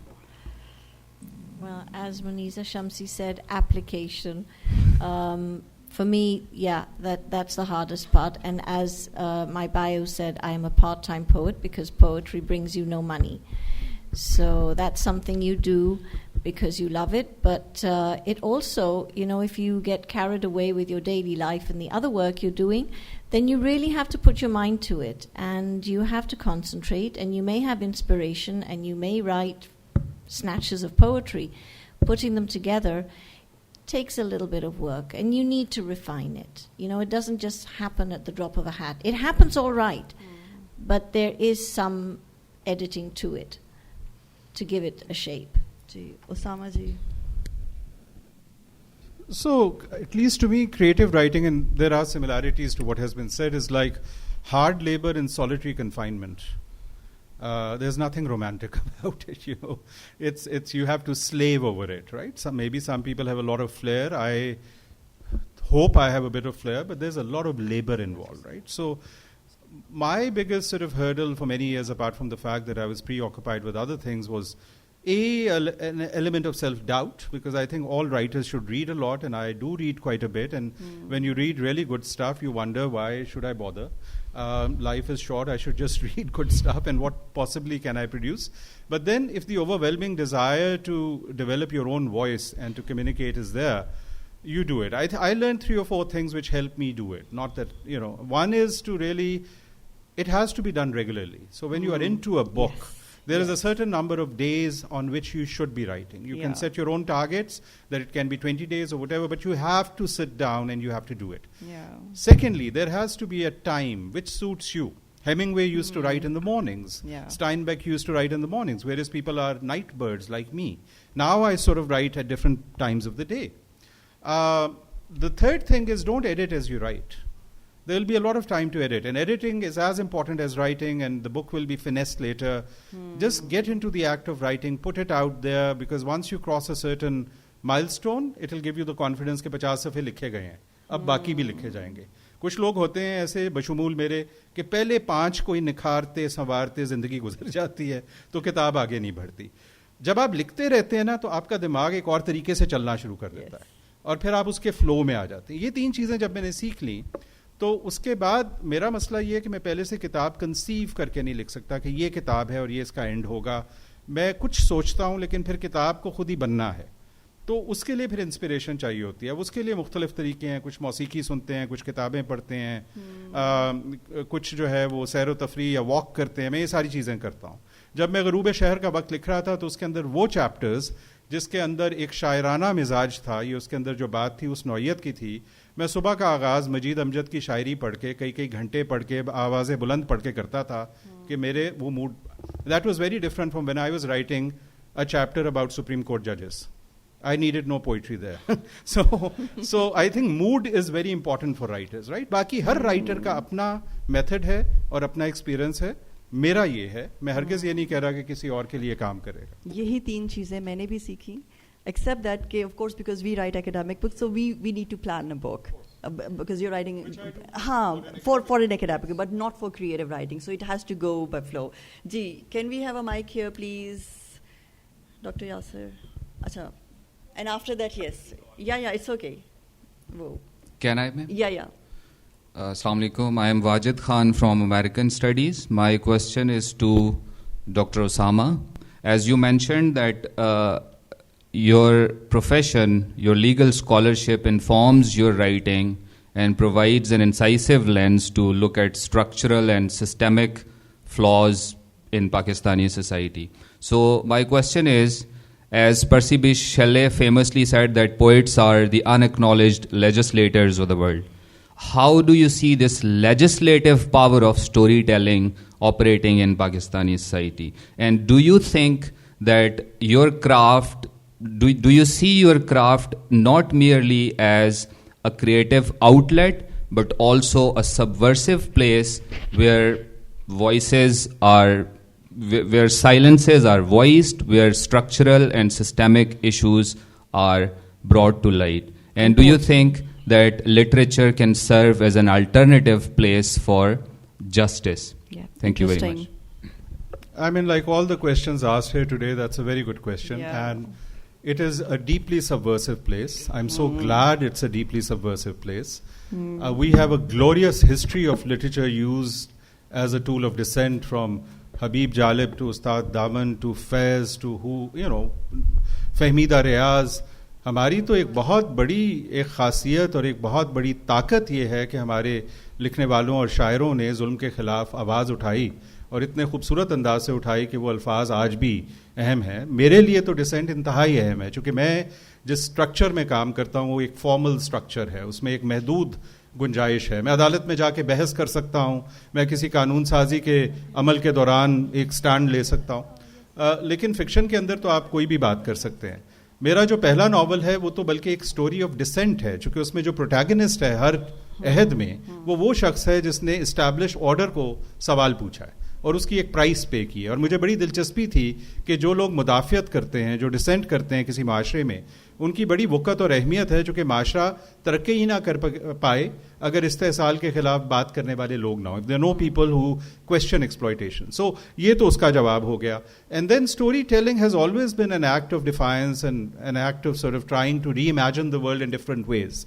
We imagine utopias, we express our fear of dystopias. تو کہانی لکھنے کا عمل میرا خیال میں ایک بہت امپورٹنٹ ٹول اور اسپیس کریٹ کرتا ہے ہر اس چیز کے خلاف آواز اٹھانے کے لیے جو ہمیں ناقابل قبول ہے, ایک ایسی دنیا امیجن کرنے کے لیے جس میں ہم رہنا چاہتے ہیں.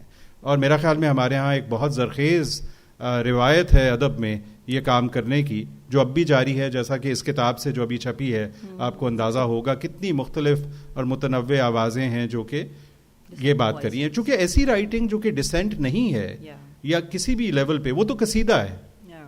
تو قصیدہ گوئی کی ایک محدود اہمیت ہے معاشرے میں.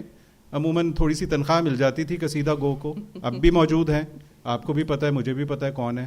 لیکن جو دائمی اگر کسی کی اہمیت ہے وہ تو اس کی ہے جو کہ اسٹیبلش آرڈر کے خلاف, خاص طور پہ ظالمانہ اسٹیبلشڈ آرڈر کے خلاف آواز اٹھائے. تو میرے لیے تو بالکل ہے یہ. جی السلام علیکم جی, میرا نام یاسر ہے. ایز اے ہوسٹ ہم آپ کو ویلکم کرتے ہیں, بڑی انسپائرنگ گفتگو رہی.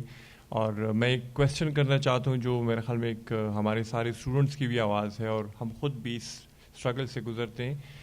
جیسے آپ نے آرکیولوجی آف نالج کی بات کی اور ہسٹوریکل اور کانٹیکسچوالٹی کی بات کی, تو جیسے کہ ہم آج کل کے جو نارمل ٹرینڈی بکس پڑھ رہے ہیں, یووال نوآ ہراری ہیں جو کہ ہسٹری کو لے کے پاسٹ سے لے کے پریزنٹ تک کی اسٹوری اور فیوچر تک کی پریڈکشن کرتے ہیں. تو اس سلسلے میں سارے یہاں پہ بڑے اچھے آتھرز کریٹرز بیٹھے ہوئے ہیں. آپ کیسے دیکھتے ہیں کہ ہمارے اسٹوڈنٹ یا ہم خود اس کریٹیو جو آرٹیفیشلی ہم کہتے ہیں آرٹیفیشلی کریٹڈ ورلڈ ہے جس میں ہم جا رہے ہیں, اس کو ایز اے تھریٹ یا اس کو ایز اے ایڈ ہم دیکھتے ہیں, یا ہم سمجھتے ہیں کہ اس کے ساتھ ہمارا کوئی پیچ اپ ہونے والا ہے, یا فیوچر کو ہم کیسے امیجن یا اسپیکولیٹ کر سکتے ہیں؟ Thank you.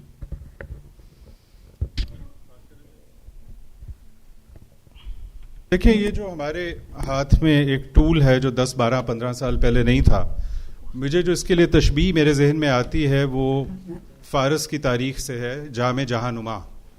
جمشید بادشاہ کے پاس ایک جام تھا, ایک گوبلٹ تھا جس میں وہ دنیا کو دیکھتا تھا. اب اس پہ ڈپینڈ کرتا ہے کہ آپ نے نوم چومسکی کو دیکھنا ہے یا آپ نے ڈکی بھائی کو دیکھنا ہے.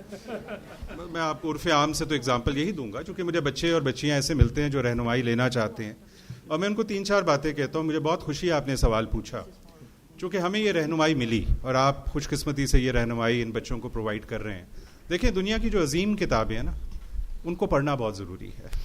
اگر آپ دنیا کی عظیم کتابیں نہیں پڑھیں گے تو آپ کو اندازہ نہیں ہوگا کہ انسان کے تخیل اور انسان کے افکار کی جو معراج ہے, جو بلندی ہے, وہ کیا ہے. ہومر جو کہتا تھا وہ آج بھی اہم ہے. شیکسپیئر جو کہتا تھا, دانتے جو کہتا تھا, میں سینکڑوں نام یہاں لے سکتا ہوں. ٹھیک ہے, وزڈم ہے ان کتابوں میں. دوسری بات, جب آپ ایک پیچیدہ ملٹی ٹیئرڈ کتاب پڑھتے ہیں تو آپ کا ذہن جو ہے نا وہ ڈیولپ ہوتا ہے. آپ کو پتہ چلتا ہے کہ ایک آرگومنٹ کے بہت سے فیسٹس ہیں, ٹروتھ بہت سی چیزوں کا نام ہے. یہ جو آج کل کی دنیا ہے جس میں ایبسولوٹس کئی دفعہ پہ بھیجے جاتے ہیں, ایول اینڈ گڈ کے, آپ بہت زیادہ ڈسرننگ ہو جاتے ہیں. آپ واٹس ایپ کی ہر چیز پہ یقین نہیں کرتے. یہ جو دماغ ڈیولپ کرنا ہے نا, اس کے لیے کانٹینٹ کریٹر تو آج کل ہزاروں اور لاکھوں ہیں, لیکن یہ جو اصل کانٹینٹ ہے, اور پھر زبان پہ دسترس, زبان کے ٹیکسچر, اس کے نوانس اور اس کی سٹلٹیز پہ, چونکہ ایک ہی چیز کہنے کے 1500 طریقے ہیں. انسانی جذبات, احساسات اور خیالات میں اتنی کمپلیکسٹی ہے. اگر زبان نہیں آئے گی تو آپ کس طرح سے اس کو سمجھیں گے اور کیپچر کریں گے زندگی کی تمام کمپلیکسٹی اور اس کی خوبصورتی اور ڈائیورسٹی کو. تو یہ جو ٹولز ہیں امیزنگ ہے. بیکاز میں جب گورنمنٹ کالج کا اسٹوڈنٹ تھا تو میرے پاس کتابوں تک وہ ایکسیس نہیں تھا. اب آپ گوٹنبرگ پروجیکٹ سے لے کے کیا کیا دنیا کی کتاب یہاں نہیں ہے, لیکن ایک سسٹمیٹک اسٹرکچر طریقے سے رہنمائی لے کے بڑی کتابیں پڑھنا, زبان پہ عبور رکھنا. اور اے آئی کا جہاں تک تعلق ہے, جس پہ بہت بحث ہے, اور ہر وہ آدمی جس نے اے آئی کے بارے میں سنا ہے وہ اس پہ تقریر کرتا ہے, اور میں بالکل اس کا ماہر نہیں ہوں. میرا پرسنلی یہ خیال ہے کہ like all science, like anything to do with Prometheus, it can be put to a good use. ہاں, اگر امتحان میں ایسے لکھنے کے لیے آپ استعمال کر رہے ہیں جبکہ آپ کو لکھنا نہیں آتا, یا آپ ایک تو وہ تو ظاہر ہے ایک شارٹ کٹ ہے, آپ کبھی نہ کبھی ایکسپوز ہو جائیں گے کسی انٹرویو میں, کسی بھی جگہ پہ, چونکہ لکھنے کا ہنر اور بولنے کا طریقہ کار تو سیکھنا پڑتا ہے. لیکن یہ کہ ہم نے اے آئی کو یوز کیسے کرنا ہے. باقی یہ جو جن لوگوں کا خیال ہے کہ کیا اے آئی ہیومن انڈیور اور کریٹیوٹی کو ریپلیس کر دے گا, who knows the future? I read a lot of futuristic literature. We can't quite predict even کہ دنیا 50 سال بعد کیا ہوگی. مجھے لگتا نہیں, مجھے یہ لگتا ہے کہ یہ ایک امیٹیٹو ٹول ہے جو بہت اچھی لیول کی امیٹیشن کر لے گا, لیکن بالکل ایک اوریجنل چیز یہ نہیں لکھ پائے گا. یہ ایک کافکا نہیں بن سکتا, ٹھیک ہے نا. یہ ایک انتظار حسین نہیں بن سکتا. ایک انتظار حسین کے اسلوب میں چیز لکھ دے گا, چونکہ انسان کو جو دماغ ملا ہے جس کو ہم ابھی تک 10% بھی نہیں سمجھتے, اس کے اندر جو کریٹو پروسیس ہے ہمارے لیے تو آج تک وہ انگما ہے. آپ نے ہم سب سے پوچھا کہ لکھتے کیسے ہو, تو ہم نے کہا کہ جی ہو جاتا ہے. So I don't know. I mean, I think we'll see. I mean, I don't have a definitive answer. Yes, Mehran. Okay, yes. Ilona would like to add something. Sorry. Yes. I think man is the ultimate decision maker. So, you have created AI. Yeah. And you're going to use AI. Yeah. But at the same time, and maybe you will need some time to actually have strategies in the way that, like to remain original and to continue to use your imagination so that you yourself can discern between the real and what's just a copy. Yeah. So, that will only happen with time. That's why when our students use ChatGPT, to produce their answers, we immediately catch them. I mean, it's جی مہران. جی میرا نام مہران ہے, میں P H D scholar ہوں English literature میں. میرا question Muneeza شمسی صاحبہ سے ہے, like related to your book, An Anthology of Pakistani Literature in English. Acha, what I have basically observed, I have started reading this anthology, کہ our indigenous narratives and the discourses are overshadowed, overlooked in Pakistani English literature. Like you would find a very strong perspective of Muslim identity crisis in West. You would find very strong perspective of the war on terror, like the discourses in America, right? But we won't find like discourses regarding war on terror in Pakistan. Like what the Pashtuns have been facing through the war on terror, what's happening in Balochistan. Pakistan's history is missing from Pakistani literature in English, like MRD movement, a movement against one unit, and the Dhaka Fall. All these historical episodes, why they are missing from our literature in English. Can I say one thing? Yeah. If you're talking about Dhaka, there's a very interesting novel called Noor by Suraya Khan. By Suraya Khan. And it is actually about the history that's not talked about, right? Yeah. And Suraya Khan she's half Dutch, half Pakistani, brought up in Islamabad. And in her childhood, she used to notice these houses in Islamabad which were abandoned houses. And so they were falling apart now. They were the houses of those people who were of Bengali origin and then went back to Bangladesh. And so her novel is about the history that's not talked about. It's told through the perspective of a child who's, you wouldn't call her retarded, but she has different abilities. And what she does is that she produces drawings and she shows them to her grandfather because they have a great relationship. Those drawings tell the story of the war because they are illustrations of his experiences during that war. And the reason she wrote this novel was that I think, again, it starts from what comes from within you, right? Yeah. You don't start writing creatively to propagate a message. You start writing because that experience has profoundly affected you. Yeah. That's where literature starts. Yeah, and we do have writers like Jamil Ahmed and Fatma Bhutto. I mean, they have actually, Yes, Muneeza, how would you respond to this question that, that there is an absence of indigenous perspectives, especially, let's say, in relation to war and terror, and the ways in which it impacted Pakistanis? Can you just summarize it for me? Can you just rephrase the question? I mean, he has asked that that there is an absence of indigenous the problems dealt in Pakistani literature, and these narratives, they do not find space in most of the anthologies or in Pakistani literature. Well, I wouldn't have thought so. I mean, that's what Ilona said. I mean that. Surya addresses the Bangladesh issue, which hardly anyone talks about, which is, I mean, she's done this, the essay I've included is her actually interviewing people and what led to her book, which I found particularly interesting, the things that people didn't want to say. Yeah. You get a lot of people writing about the worlds they inhabit, about issues in... Mohsin Hamid's books cover a wide range of subjects, including your war. A lot of people write about partition. Bilal Tanveer.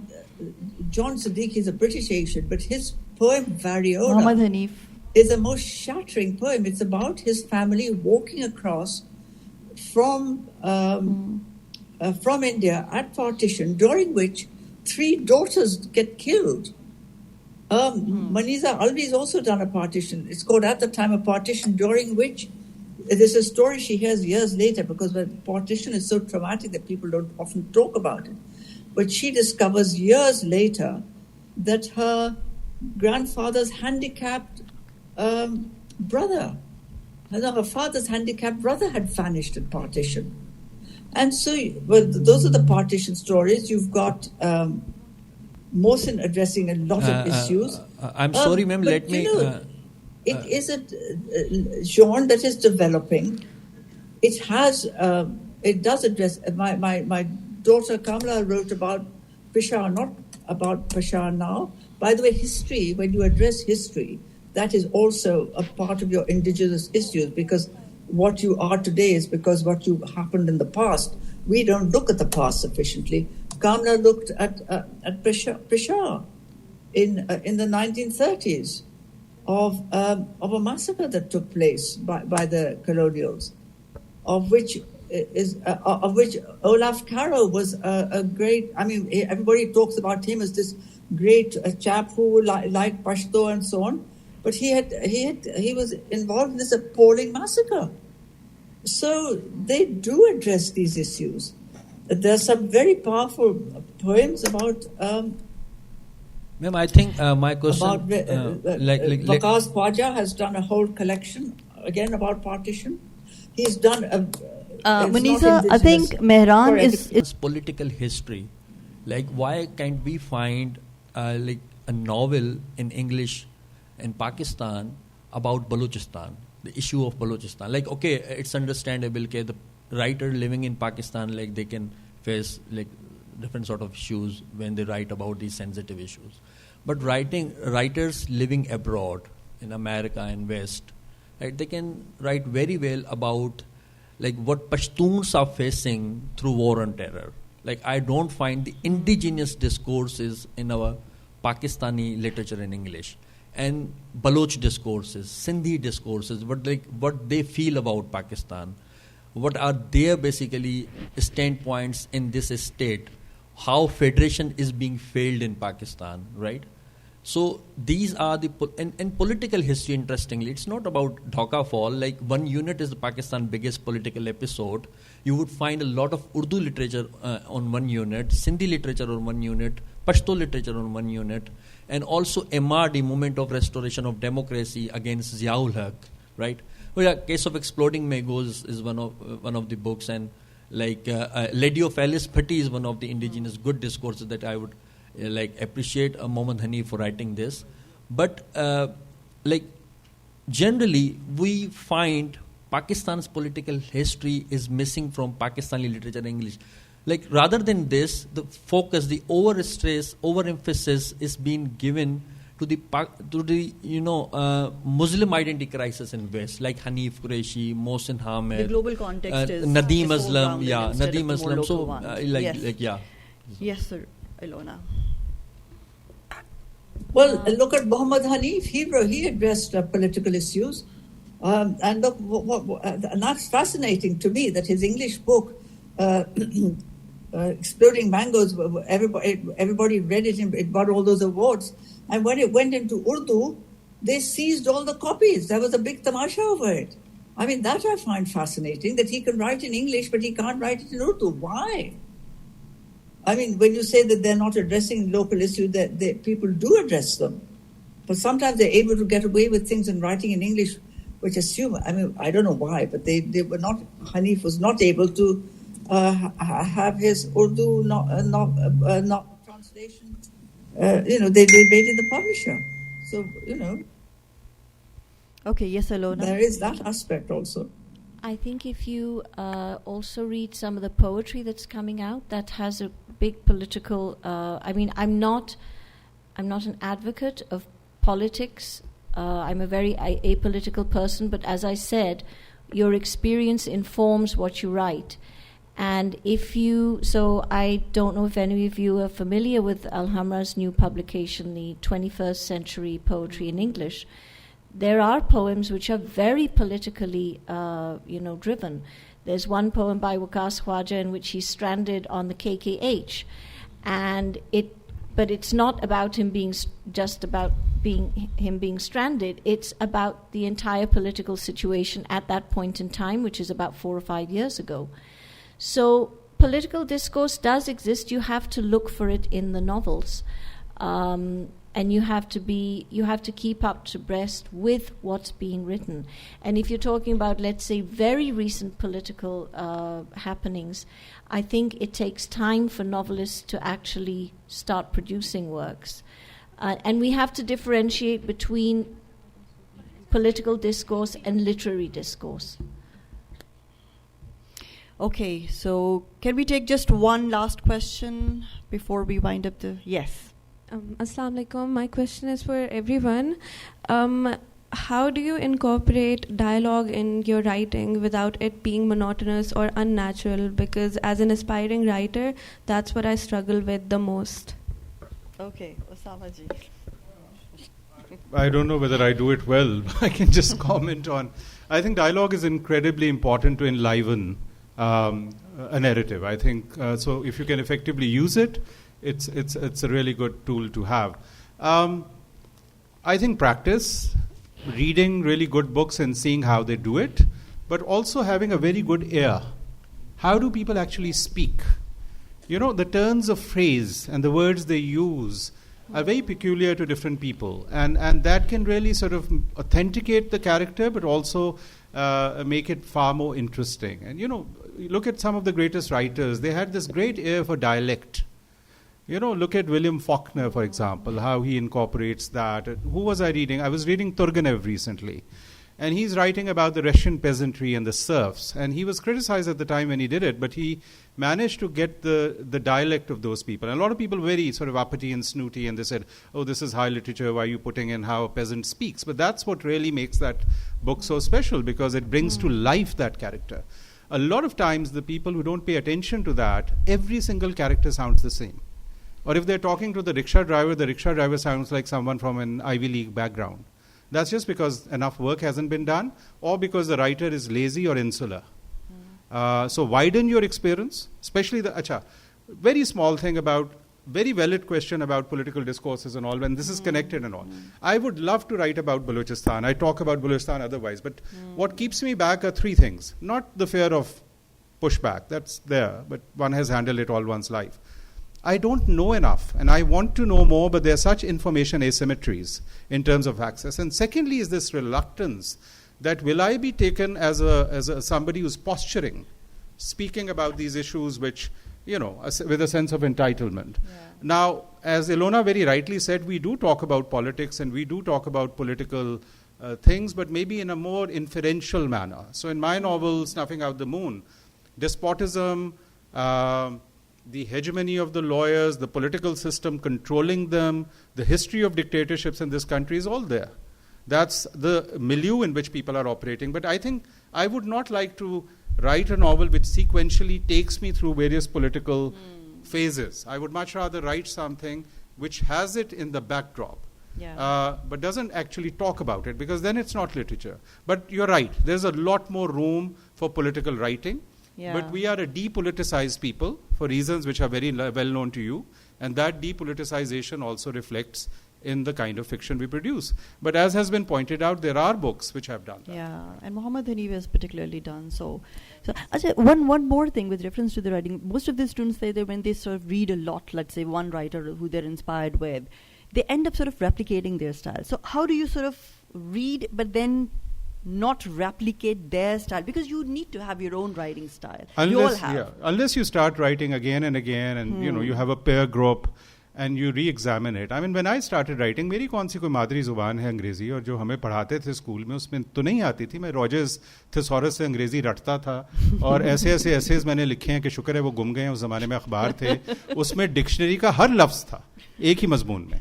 मेरा ख्याल था बड़ा कमाल है. और फिर मैं अपने उस्तादों के पास जाता था, वो लाल पेन से सब चीज़ें काट के कहते थे कि मिनिमलिस्ट तरीके से लिखो. हमारा एक तरीका कार भी है, एक असलूब है, हम ज़रा ओवररॉट हाई रजिस्टर लैंग्वेज लिखते हैं. लेकिन उसका तरीका तो यही है कि आप प्रैक्टिस करनी पड़ती है अपनी आवाज़ ढूंढने के लिए. फ़ौरन नहीं मिल जाती, ठीक है. और दूसरी बात यह है कि मुख्तलिफ राइटर्स पढ़िए ताकि किसी एक की छाप ना हो. आपको अंदाज़ा होगा कि ज़ुबान में कितनी वर्सेटिलिटी और डेक्सटेरिटी और कितना कुछ आप उन्हीं अंग्रेज़ी में 26 हरूफ तहज्जी से और उर्दू के जितने भी हैं उससे कर सकते हैं.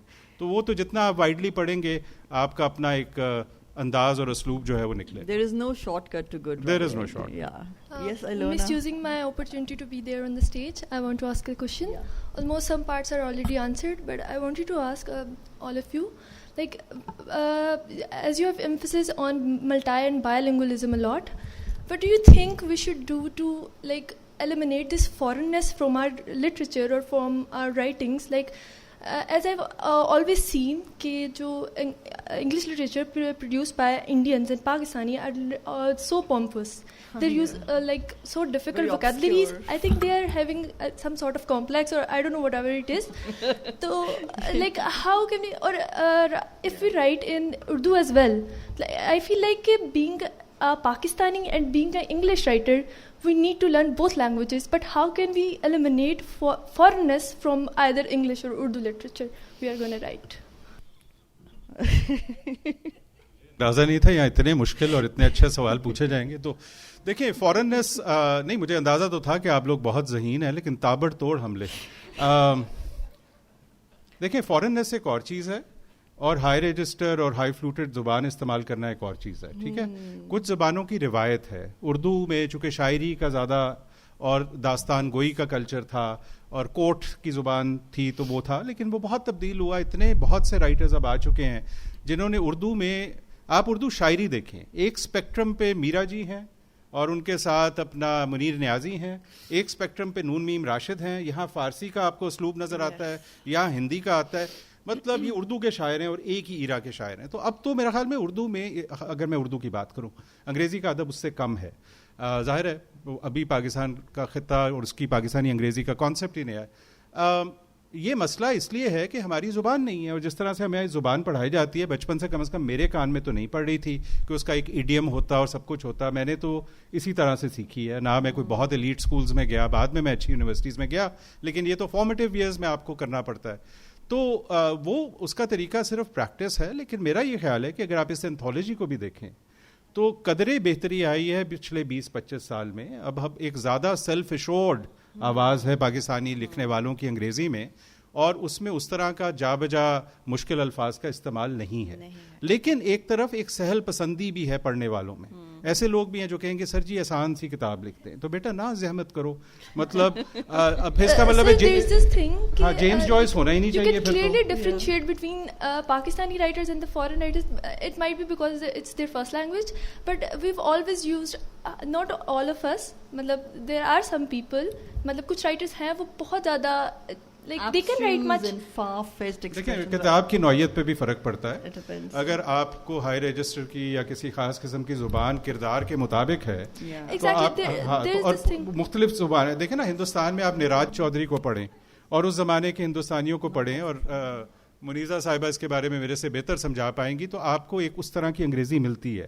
لیکن جب آر کے نارائن نے ایک خاص قسم کی انگریزی شروع کی, اور پھر بہت بعد میں وکرم سیٹھ اور I would say to a certain extent Amitabh Ghosh and خاص طور پہ روہنتن مستری, اتنے سال لگے ہندوستان میں انگریزی پروز کو جو ہم سے بہت پہلے کے شروع ہوئے ہیں, to arrive at that level of comfort جہاں پہ وہ نہیں ہے. دین روہنتن مستری کی کہانی کی نوعیت بھی ایسی ہے کہ اس میں اور کوئی زبان استعمال ہو نہیں سکتی. وہ ایک عام فائن بیلنس کو دیکھ لیں. لیکن مسئلہ ضرور ہے. میرے خیال میں اسٹارٹ ہم یہیں سے کرتے ہیں کہ مختلف الفاظ سے ایکسپیریمنٹ کرتے ہیں, ٹھیک ہے نا, اور اپنی آواز ڈھونڈ رہے ہوتے ہیں. تو اسٹوڈنٹ کے لیول پہ اگر آپ یہ کر رہے ہیں تو اس میں کوئی مذائقہ نہیں, because you will evolve. By the time آپ میری عمر پہ آتے ہیں, اگر آپ اب بھی کر رہے ہیں تو پھر ڈاکٹر کو دکھانا چاہیے. Thank you so much. Ilona, you would like to respond to the question? No, I mean, like, honestly, if you're talking about writing, I think you just have to keep reading. And if you feel that, let's say, the diction is too pompous, then you have to look for a way to make it simple and effective. You know, you just, and again, as Osama said, experiment. Read. I met Zulfikar Ghosh once, and he taught creative writing at Austin. Okay, and I asked him, because I'm very much a self-taught writer, okay? And I said, do you need to do a creative writing course or have a degree in it? And so he whispered in my ear, he said, just read. That's all you need to do. Because, look, these courses didn't exist in the 19th century or the 18th century.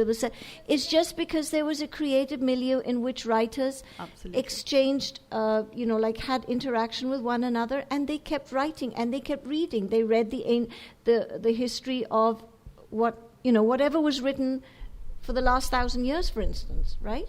That's what you need. I totally agree with you on that. And this is exactly what happened to me. Like when I submitted my first writing project to my supervisor when I went to Lancaster for my PhD, I still remember that she had encircled 82 words just saying, Aroosa, can you use simple language? Can you please write simple words? So at that point I just realized that, this pompous language and abstruse expressions wouldn't do. Academic writing is very different from, and also, that you do realize that, most of the, these English people, they just laugh at the language used in Dawn. Again, it looks like as if they're using 16th century language. So ان کو ہم پہ نہیں ہنسنا چاہیے. ہمیں 4 زبانیں آتی ہیں, ان کو اپنی بمشکل آتی ہے. دوسرا یہ مسئلہ شروع میں لکھتے ہوئے زیادہ مشکل لکھنا صرف ہمارا نہیں ہے, ہر جگہ پہ ہے. میرا ایک دوست ہے پرتگالی جو میرا کلاس فیلو تھا جو وہاں پہ جج ہے, وہ میرے سے مذاق کر رہا تھا جب ہم پی ایچ ڈی کر رہے تھے کہ پرتگال میں ہر پی ایچ ڈی جو ہے وہ شروع ہوتی ہے کوڈ آف ہمورابی سے, چاہے وہ آج کے موضوع پہ بات ہو. تو ہم بھی حضرت موسیٰ علیہ السلام سے شروع کرتے ہیں. تو دنیا میں بہت سے لوگ ایسے کرتے ہیں, لیکن you learn to. All right, I think we have so many questions, but we really need, because they have come from Haripur, so I would really like to give her a chance to ask one question. Yes, please, that's the last one. Our writers are currently, most of our writers are writing in English, and they are highlighting issues of the people that are not given voices since a long time. But almost 5 to 10, only 5 to 10% people of Pakistan, they know English. So how they know or how they can know that they are given voice in the literature or books, or how they can know that their issues are being highlighted, or now they can get any justice or anything like that. Osama ji, aaj aapko you will remember this session. دیکھیں جس طرح کی ہماری society ہے post colonial, جس میں بہرحال یہ تاثر ہے اور ایک حد تک درست بھی ہے کہ انگریزی صرف جو حکمران طبقہ ہے یا پریولیج لوگ ہیں, وہ بات اپنی جگہ پہ, لیکن آئی تھنک اس میں ایک تبدیلی بھی آئی ہے. آپ دیکھیں پاکستان میں کتنی public and private sector universities ہیں اور جہاں پہ انگریزی تک دسترس لوگ کر سکتے ہیں. سوشل میڈیا کا دور بھی ہے, اس کے علاوہ آپ کی سرکاری زبان انگریزی ہے, آپ کا آئین انگریزی میں ہے, آپ کے قوانین انگریزی میں ہیں. تو ہمیں ایک لیول پہ انگریزی سیکھنی ہے, یا تو ہم اس کو چھوڑ دیتے نا, تو وہ نہیں کیا آپ نے. اور اب انگریزی جن لوگوں کو آتی ہے جن ملکوں میں, ان کو فائدہ بھی ہے باقی دنیا میں. لیکن میں نے جیسے گزارش کی کہ اپنی زبانوں کو بھی لے کے چلنا ہے. پہلی بات تو یہ کہ صرف انگریزی میں نہیں لکھا جا رہا. میں چونکہ اب اردو میں لکھنے کا تھوڑا سا تجربہ ہوا ہے, اردو کی دنیا سے اور باقی زبانوں سے, لکھا ہر جگہ جا رہا ہے. یہ اور بات ہے کہ جتنا پاکستان میں لکھا جانا چاہیے, جتنا بڑا یہ ملک ہے, اتنا نہیں لکھا جا رہا. نہ ہم اتنی کتابیں پڑھ رہے ہیں, اور اتنی کتابیں بک تو بالکل بھی نہیں رہی. 24 کروڑ کا ملک ہے, اگر یہاں پہ 1% لوگ بھی کتاب خریدنا شروع کر دیں تو 24 لاکھ لوگ ہیں. It would create a robust, اس میں ٹھیک ہے افورڈیبلٹی ہو, لیکن پڑھنے کا کلچر نہیں ہے. اچھا, اگر پڑھنے کا کلچر نہیں ہے, لکھنے میں بالکل کوئی پیسہ نہیں ہے, تو نہ پھر اردو میں لکھا جائے گا نہ انگریزی میں. وہ تو ہمارے جیسے لوگ ہیں جو لیبر کرتے رہتے ہیں, چونکہ ہمیں شوق ہے اور کوئی نہ کوئی ذریعہ آمدنی ہے. You can't make a living out of it. نہ اسٹیٹ آپ کو اسپانسر کرتی ہے. میرا جواب یہ ہے کہ انگریزی لکھنے والوں کی شاید ذمہ داری یہ ہے کہ اگر وہ انگریزی میں لکھنا چاہتے ہیں تو اپنی کتاب کا اردو میں ترجمہ کروائیں. آپ کا بطور اسٹوڈنٹ یہ ذمہ داری ہے کہ آپ 3 زبانیں سیکھیں تاکہ ساری دنیا کا ادب آپ کے سامنے ہو, اور پڑھیں. سب سے بڑی بات, اور ایک زمانے میں بڑا روبسٹ کلچر تھا پاکستان میں عالمی ادب کے ترجمے کا. روسی ادب ملتا تھا آپ کو ہر قسم کا, اب دوبارہ تھوڑا سا شروع ہوا ہے. اور یہی وجہ تھی شاید جو مجھے بھی محسوس ہوئی کہ میں جو لکھ رہا ہوں وہ پاکستانیوں کے لیے بنیادی طور پہ لکھ رہا ہوں اور ان کے بہاف پہ لکھ رہا ہوں, لیکن بہت کو نہیں مل رہا. تو یہ ایک بہت بڑی وجہ تھی کہ میں نے اردو میں بھی لکھا, لیکن انگریزی میں ہرگز نہیں چھوڑوں گا, بیکاز یہ ایک طریقہ, ایک تو اپنی زبان ہے میری, ہمارا خیال ہے. دوسرا, باقی دنیا کو بھی تو ہم نے اپنی کہانی سنانی ہے نا. شکم بامبا ڈیچی جو وہ نائجیرین آتھر ہے, جس کا بڑا خوبصورت یوٹیوب کا وہ ٹاک ہے کہ ساری دنیا ہماری کہانی اور ہماری نیریٹو سنائے گی اگر ہم نہیں سنائیں گے. ہمیں اچھے مترجم بھی نہیں ملے. Exactly. And so writing in English is not about elitism or being elitist. It's just that you need a wider audience so that you can just tell people your own stories. So you can tell your own stories even in English. English is just a medium. So we don't consider it a colonial mindset or elitist expression or mode of expression. Actually, we are deconstructing and challenging the colonial mindset and the entire colonial project through their own language. The biggest books which have been written on decolonization are in English because you are using the master's language to challenge the master. فنو کا کام جو ہے انگریزی میں نہ ہوتا تو کس طرح میں, ایڈورڈ سعید کا کام نہ ہوتا, فوکو کا کام ٹرانسلیٹ نہ ہوتا. تو زبان ایک یونیورسل اب ہے, تو آپ نے مدافعت بھی کرنی ہے. اور آپ لیٹ سے میں پنجابی میں کرتا رہوں تو وہ صرف پنجابی سمجھنے والوں کو ہی سمجھ آئے گی, باقی دنیا سے میں نے ڈائلاگ کیسے کرنا. Which is very important. Thank you so much for an amazing session. First, I will request Osama Siddique, Dr. Siddique, to come on stage and receive his shield.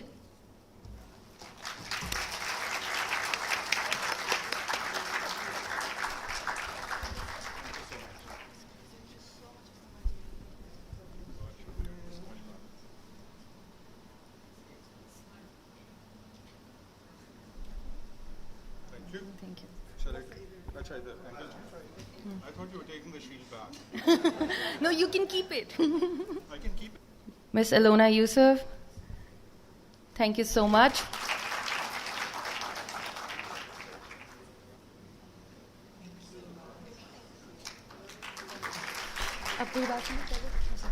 Now I would like to invite Mr. Farouk, the representative of Oxford University.